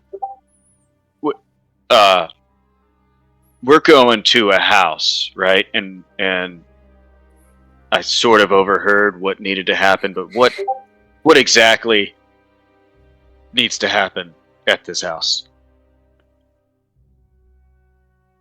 So as of right now, all we got from this house is that some kooky ass alchemist used to live there, doing all kind of weird dark sciences. It's a lot of rumors and conjecture. But what we do know is the Baron is paying us coin to go investigate what happened and recover anything that may have been left behind. Now, hopefully, every single person in this town is just superstitious and there's nothing there, we still get our money. At the very worst, we're dealing with a very reclusive alchemist who may have conjured all kind of darkness in there. Either way, it's our job to figure it out. So if you can get in there without being heard, get that information. You can just run on back, give us the information, we go collect our money, and everybody has a good night. Whores and booze for everybody.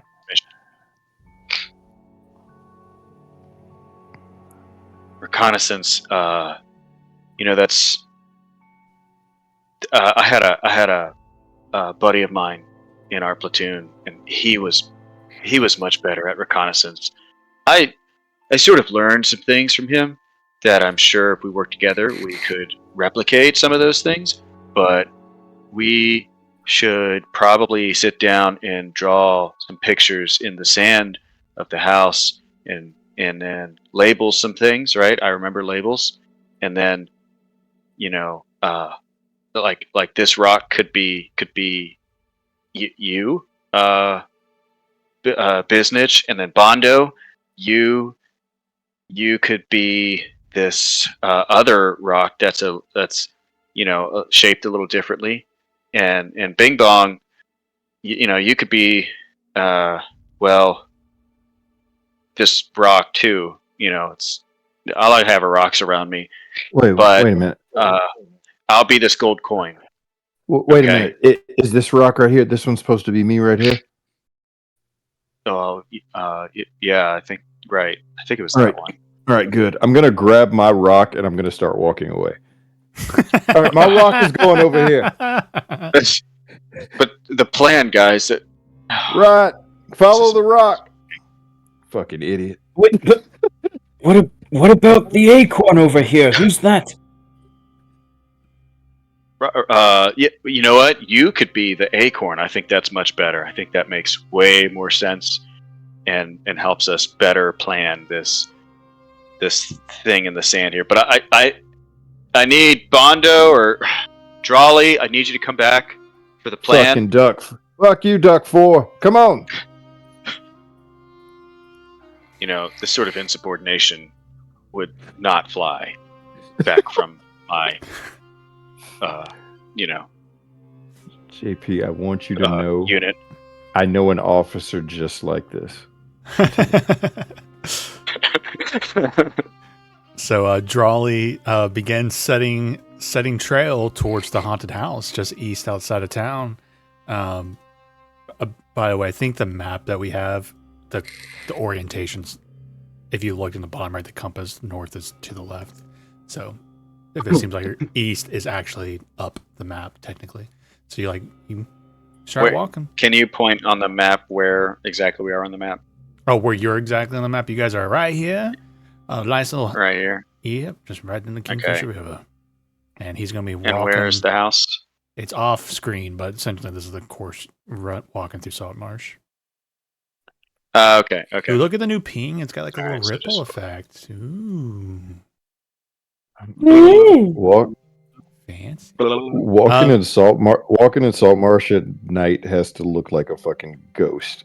Haunted ass fucking place. I just picture just like drippy, dreary ass place. It's wet, misty. Yeah, 100%. And like there's definitely candlelight and a lot of light from fires for people trying to stay warm. And like you can see where you guys are walking north. You're kind of walking like Saltmarsh is kind of in a dip of a cliffside that's up against the ocean. So as you guys leave town eastward, you start kind of gaining elevation. And so soon you're kind of in these open, what is it? I'm trying to think of the famous cliffs out there in the United Kingdom area, but whatever. So you're up, what is it? Dover. I wonder if you put Gibson, Dover will pop up. Yeah. White Cliffs. Yeah, so these kind White Cliffs of Dover. So too, there's like no shielding from the cold winds. It's the middle of the night. Does seem like to be some storm rolling in, maybe. There's not a lot of stars, sliver of the moon. But Drawley's walking. Is everyone else coming? Oh yeah, the reason I asked about the acorn thing, like pretty much immediately after Vect is like, oh yeah, that acorn can be you. That makes things easier. Victrax is just gonna grab the acorn and be like, alright, I think it's a good idea to stick with the rest of the team. Let's get to getting. I'm gonna follow along Bing too. dong. Vect quickly grabs up his rock, and, a stick, and puts the rocks in his pocket. And starts running, wait, guys, wait. Also love the image of Drawley has a 24-inch trout just strapped to his back. Yo, yeah, it's still in the headlock. It's still the headlock. You just still have on the crook of your arm, just don't. Every once in a while it starts flipping again, flopping, and you're just like, no. You put it back to sleep. Fish out of water. All right.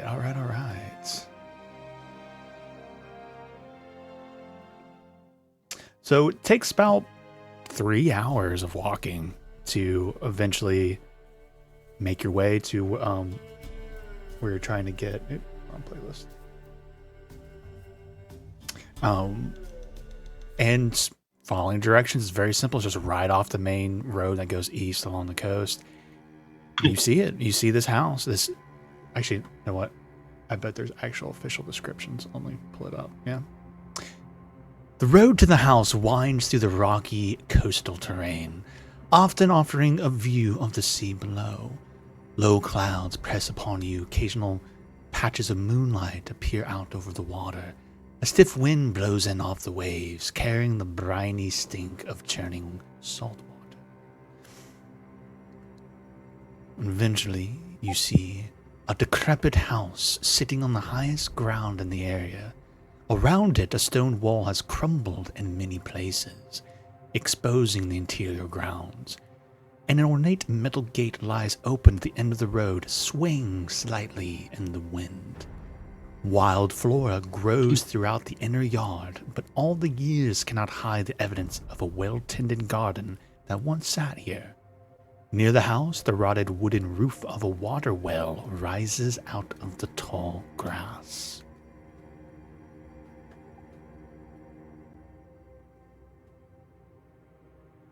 Well, that doesn't look inviting at all.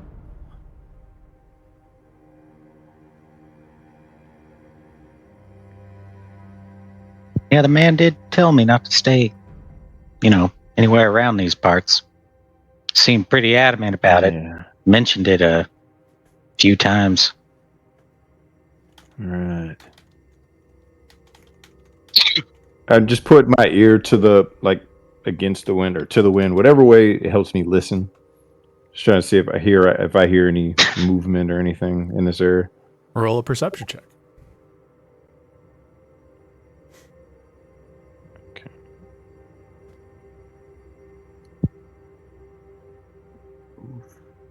Now we begin.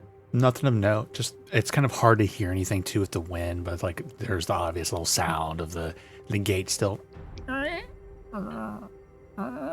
just in the wind being jostled. All right, Goose 6, you're up. I know. Just call me Vect. Damn it. Oh, so now we're being real again. Okay, good. All right. I'm gonna drop the fish.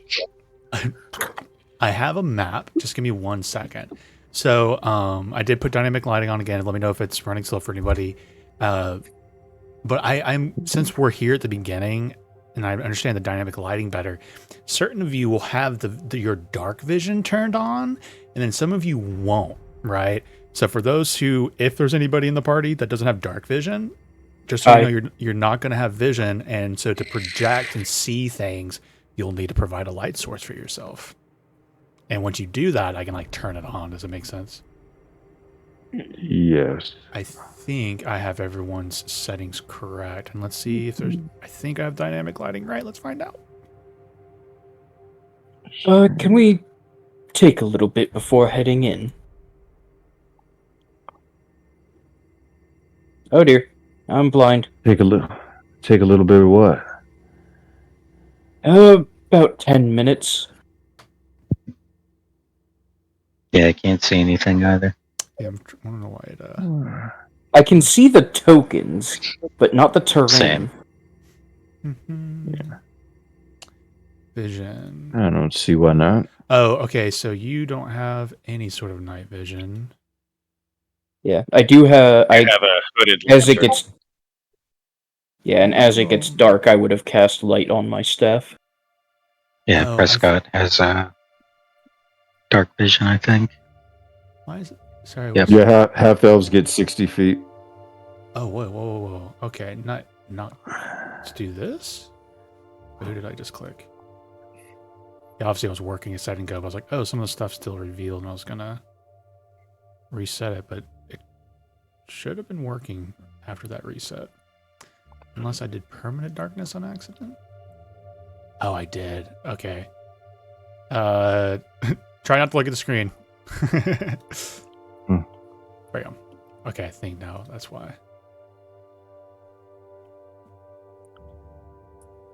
All right, so everything should be looking correct now. All right, yeah, I can see. Excellent. All right, so someone has a light source. What was it, Vic? You have a torch or a lantern or something? I have the light spell, which is 20 foot bright, 20 foot dim. 20 foot bright, 20 foot dim. All right. Curious to see how these effects work. So I'm going to Also, I can see the terrain perfectly right now, so... Per usual, I do have shared vision for you all, just so when we're like, if you're in combat, like, what's in that room? I can't see because of line of sight. So you can see like you do have like a little bit of a. I actually want to see it from your side. Okay, that doesn't really do too much, but your stuff is up, and then Prescott, you have like a torch or a light. No, I have a dark vision. 60. Oh, you have dark. That's you're a half elf. No, it was Vict. I think is another human, right? JP, you're a human, right? Sorry, I have a hooded lantern. Hooded lantern. Which I thought you were going to be like, I'm Eagle 1. how many feet is the? How many feet is that? 30 foot. So bright light for 30 foot radius and dim light for an additional 30 feet. Okay. I wonder if I do that, if it'll change it. Cool. All right, yeah, so you get a lay of the land. It is a 2-story house, for your reference. And you have a map now that kind of start making your plans. So everybody was good with the taking 10 minutes before we head in? Yeah, that'll give good old Vect here time to look around. I'll also do some scouting. See if I can hear anything. Alright. As Victrax begins ritual casting.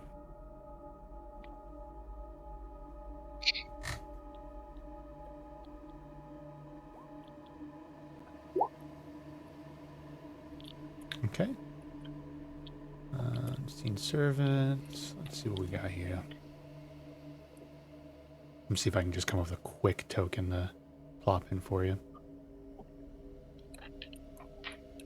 I mean, I'm not gonna have it be in combat or anything. Well, if, it'll help me if you're like, I send it that direction. This will, since we have True, yeah. His first objective, like the very first command I'm gonna give him when he pops up is, hey, that fish that Drolly dropped, yeah, I want you to take this small knife and fillet it for us. All right, and we're doing unseen servants.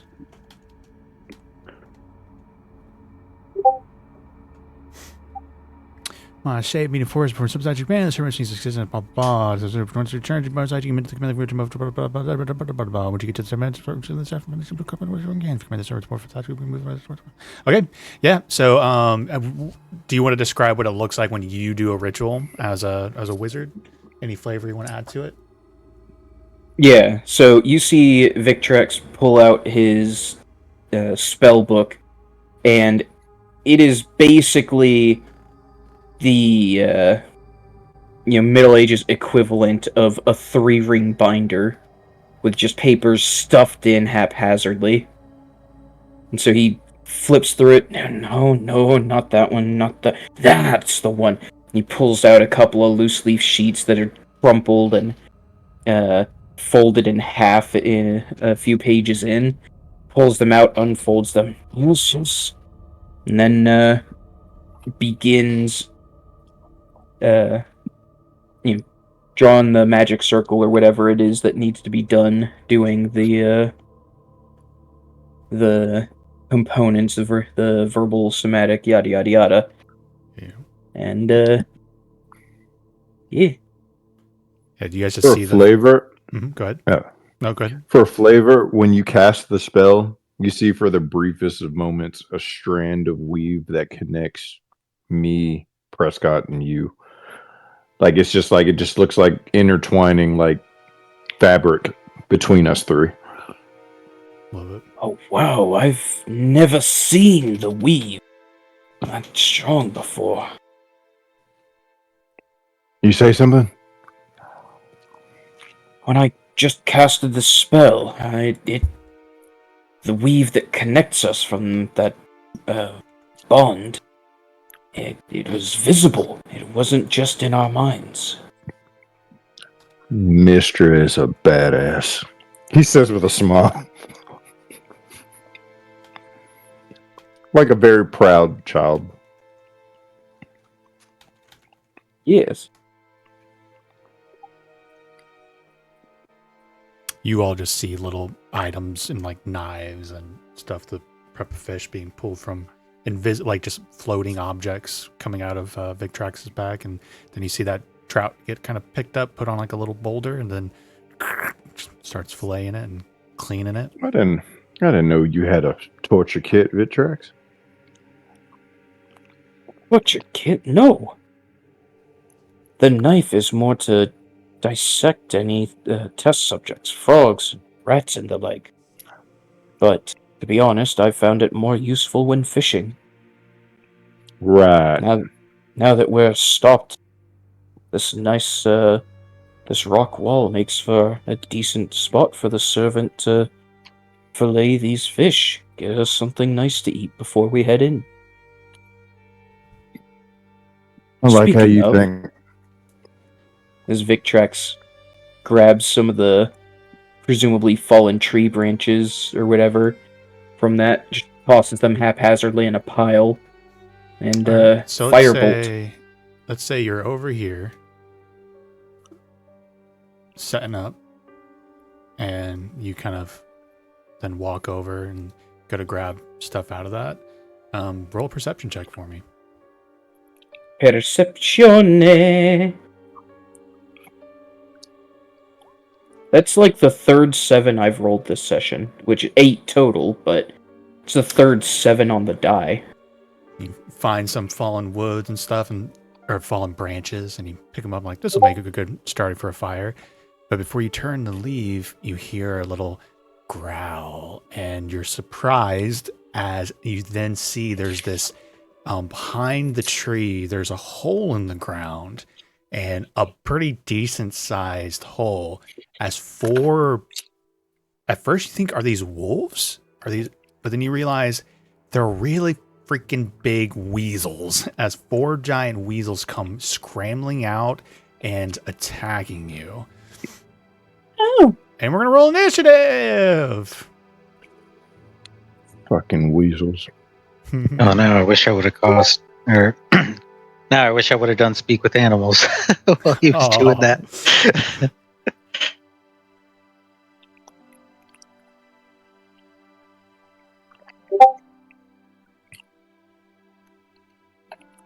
For some reason, though, I just like the idea that he doesn't know that he knows magic. Another 20, dude. This guy. Let's go. Peppered Farm remembers. The unfortunate thing is that the weasels will get a turn just because no one else was over there when that happened, and Victrix was not able to see them before they came bursting out. So they'll get 1 round, depending on initiative orders here. This could be rough. Wait, doesn't it come up? 1 second. Okay, I searched the gift search for roll initiative, and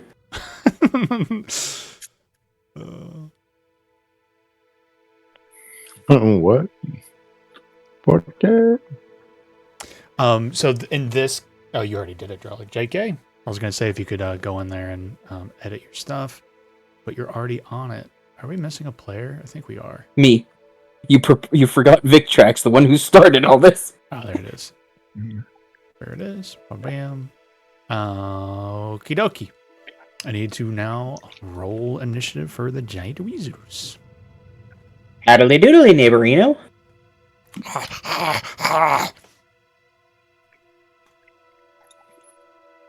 We're gonna have something to eat real soon. All right, I'm gonna roll individually because this could be important for. I forget you guys are level 2 now, so this actually the scariness is kind of gone. So fuck you, I'm gonna come at you with everything. You die.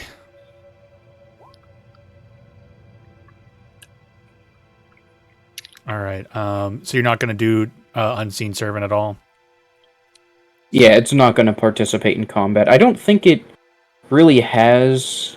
Yeah, it can't attack. So in theory, what it could do is do the help action, but no. Okay. It has 1 hit point. Prescott, so. what is your dexterity total? It is 15. 15. All right. I think the weasel beat you. He does, so he'll be going before you. Get a little bit of combat music going on and get at least a round in before we hit 11 o'clock. All right. So so this little weasel, 5, 10, 15. I say little. This big weasel comes running up and will attempt to bite you. Victrax. Well, he'll probably succeed given an AC of 12. Oh, gosh darn it. All right, that's okay though. I'll do manual load. Yep, that was an 18 to hit, so that will be a hit. That do. And that will be 4 piercing damage from that one. Prescott, you hear ow, and then you hear ah, and like this little scrambling, kind of like a little weasel barks.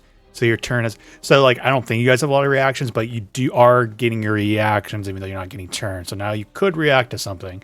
Another one goes running up to you. Goes for the bite. That will be a 24. Big roll. Now? 7 damage. Okay, I'm already almost down. Yep. All right, 5, 10, 15. Another one comes running up. I kill Riley's new character again. Yay. I'm rolling really good. That was a 20 to hit. Well. Yep, 6 damage. Wait, is this a surprise round still? Still, yeah, essentially, yes. Oh, damn. So no reactions. No. You're Prescott, right? So your turn came and went, so you do have reactions. Oh, I do. Oh, yes. Silvery Barbs. Silvery Barbs on the last one? Okay. Okay, I'll roll this in chat just so you get to see the fresh roll. Jeez. My turn to make good rolls, apparently. All right. Well, one of you still gets advantage. I guess I'll give it to Victrax. He's probably going to need this. That'll be 4 damage. 4 damage, that's still enough to bring me down. So the real terrifying thing here, as he goes down, as the last one, it's his turn, he grabs him, grapples him, and begins to try and drag him down the hole.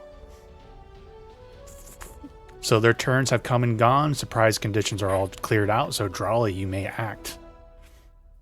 All right. I am going to unsheath. Hello? You have my consent for a spell slot if I am able to give it to you.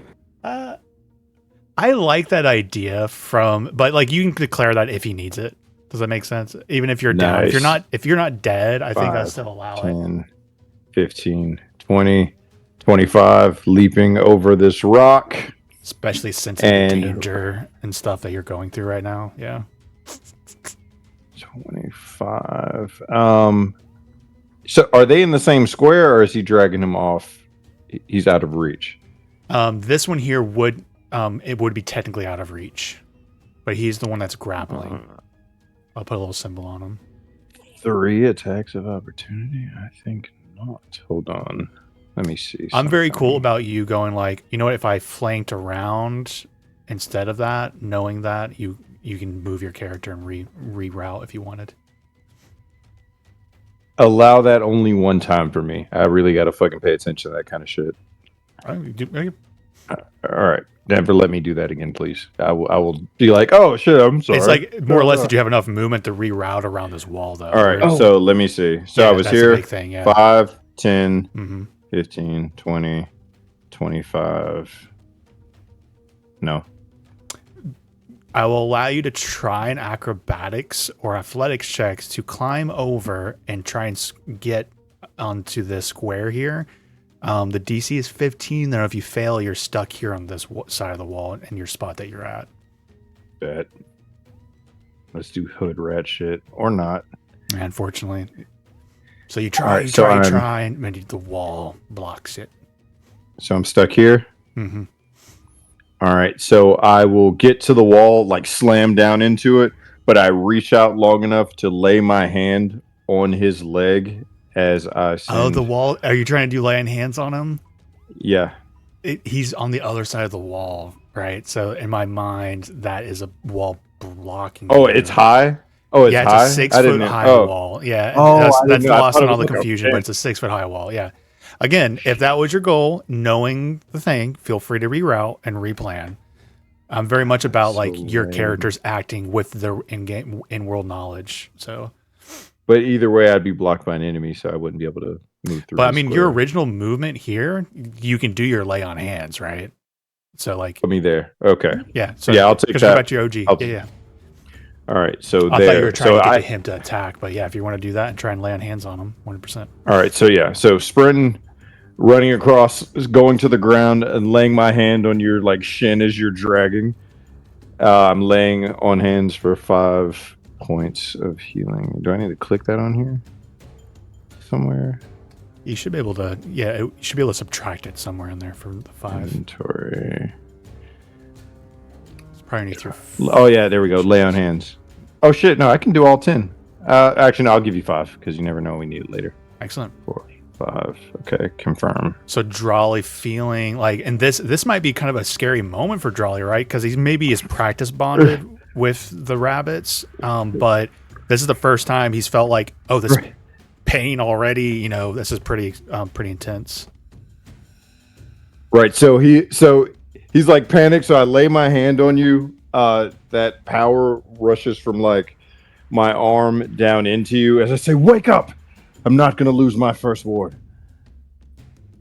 And that will end my turn. Excellent. Victrax, it's your turn. You have 5 HP and you're prone, but you are grappled technically by the giant weasel. There is something I forgot. Because I forgot level 2 portent. Oh, you haven't run with your portent rolls? Yeah, go ahead and roll now. Cool. Get them in. It's going to be 2 different D20s. So 14 is one. And 5 is another. Cool. Excellent. Smart. So I guess I'll throw that in other notes. Smart.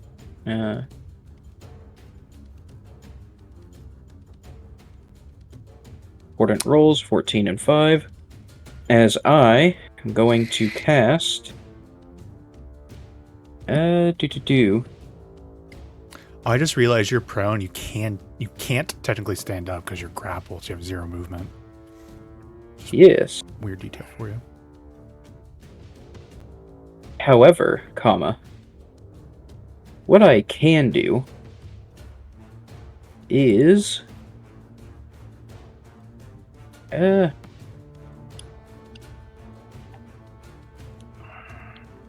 actually, so if I use portent while I have disadvantage on an attack roll, does the portent roll just take effect? It's been forever, but I'm pretty sure, yeah. So you roll disadvantage, and you go, I replace that with portent. Yep, well, portent is before you roll. I thought it was you also have advantage from silvery barbs still, I think. Let me look at. It's been forever since I've seen Port. So you are Victrax. I thought it was after you rolled. You can declare. Yeah. When you finish a long rest, roll 2d20. You can replace any attack roll, saving throw, ability check made by you or creature. You can see with one of these foretelling rolls. Choose before they place it a roll in this way only once per turn. Oh, that's interesting. So, oh man. In this moment, and I'm gonna say, you, even if they're rolling at disadvantage, you give them that roll. So let's say you want to give yourself a 14, even though you're at disadvantage because you're doing melee or whatever it is. You don't roll at all. There's no penalty. You give yourself a 14, and it ignores either bonus, either advantage or disadvantage. Cool. That's good to know. I have decided if I can... Cone. Yes, cone. Alright. So, I have decided what I am going to do, because I imagine this guy is going to take some time to try and force me down the thing. So I am going to use Frost Fingers, which is a 15-foot range AO cone. I'm going to try to aim and Jolly on that. Let me see. Can even if I do it for when you guys are going for enemies. Oh wait, do corner to corner. Don't forget, do corner to or like from corner, I should say, because you can emanate it from any edge of your square. I think that will do snap it. To corner. Yeah, I'll probably get it for you. Yeah, there you go. Yeah. Yep, cool. So that is going to be cast. Click and drag to roll the dice. Oh, the 3D dice. It saves. Yeah. It's just the weirdness of turning on 3D dice, but it's just copied over. I will also use my hit dice to empower his spell. Excellent. Ooh. All right.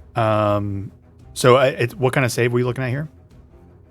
So that is, they make a con save. Frost Fingers. I don't know if I've seen this one before. And save DC is 13. So it's it's like a baby cold of cone. I love it. Yes. Con save. All right, I'll start with the one in front of you.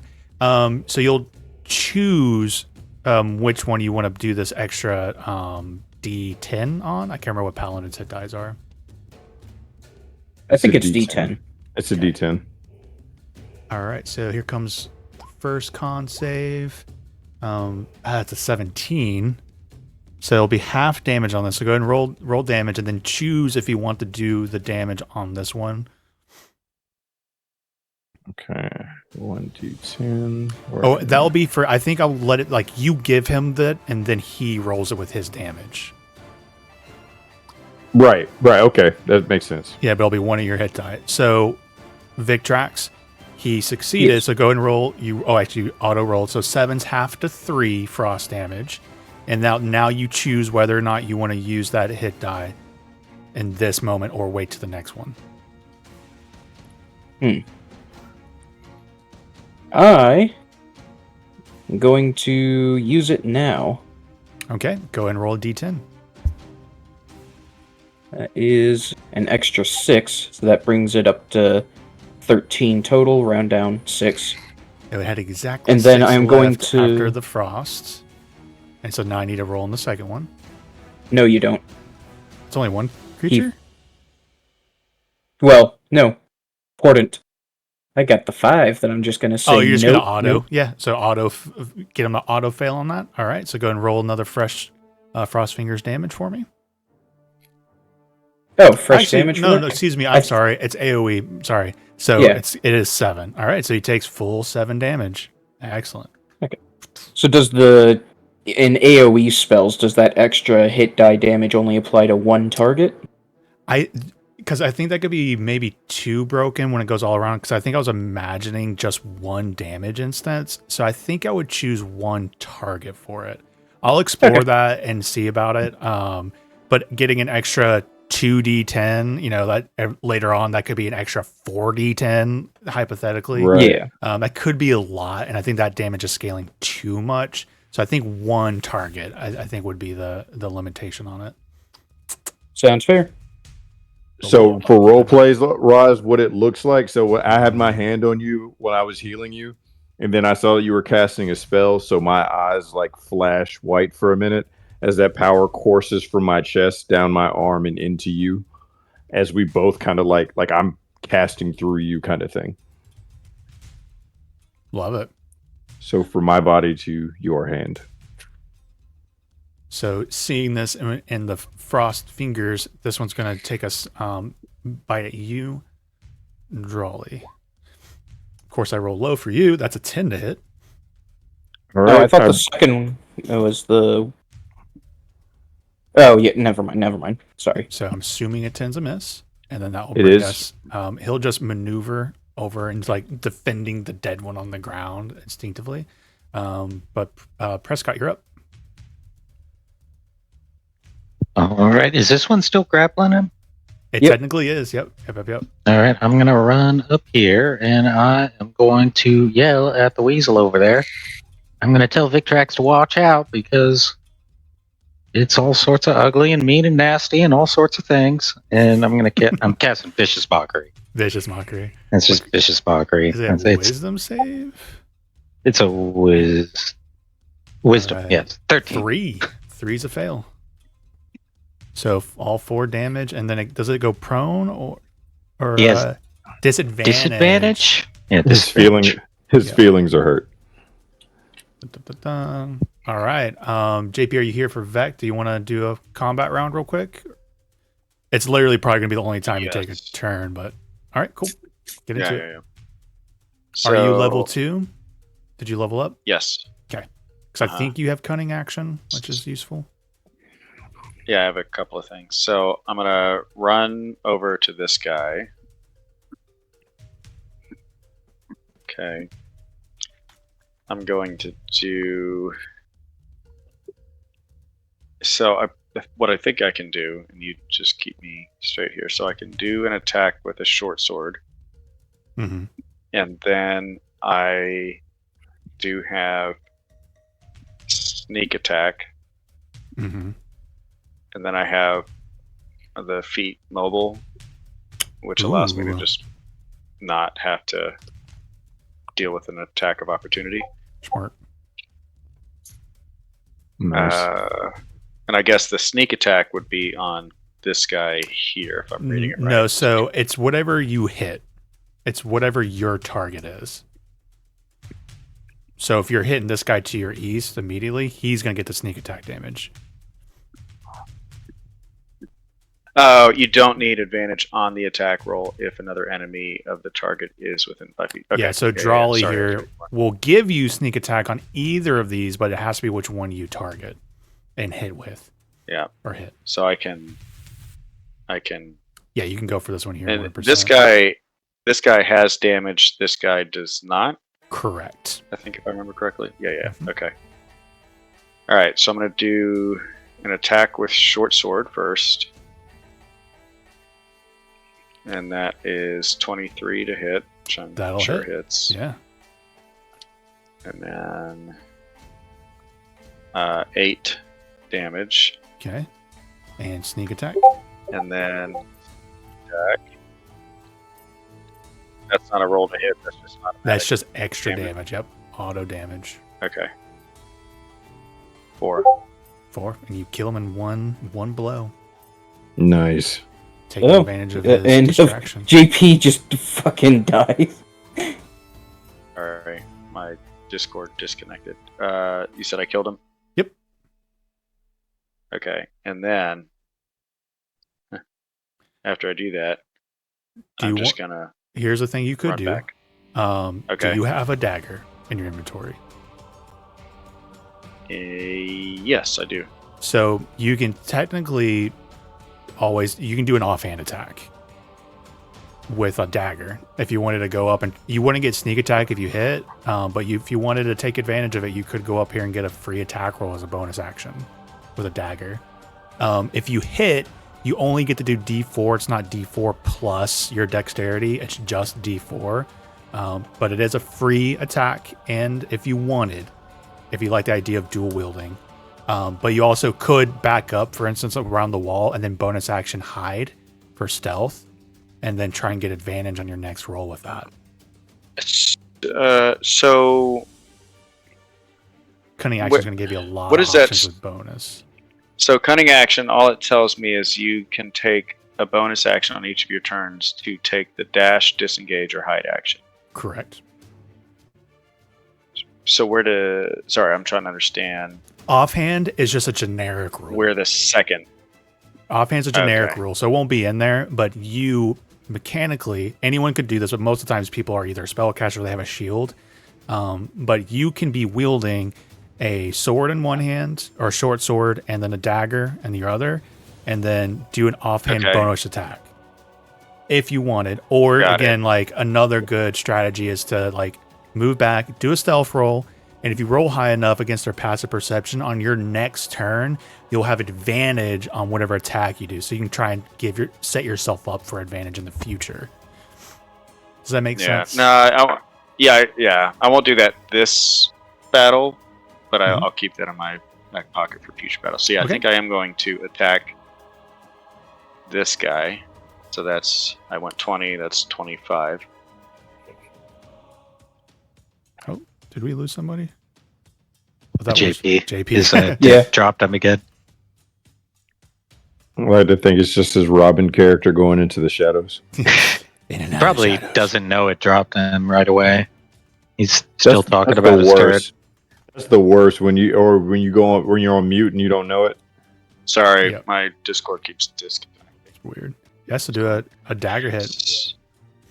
So, do I roll for damage like D20, or do I just do the damage? Roll to hit. Roll to hit like a normal weapon attack. You'll do a dagger attack here. Yep. All right. I only got 9. So. Let me just double check. It is low level. I'm pretty sure it's a miss, but let me. 9 is a miss. Okay. Excellent. Okay. So then I can still run away with mobile and not have an attack of opportunity. So I could go 30, 35 and go to the other side of this wall. You would have to go around. Yeah, you'd have to go around. Okay. So if I go 30,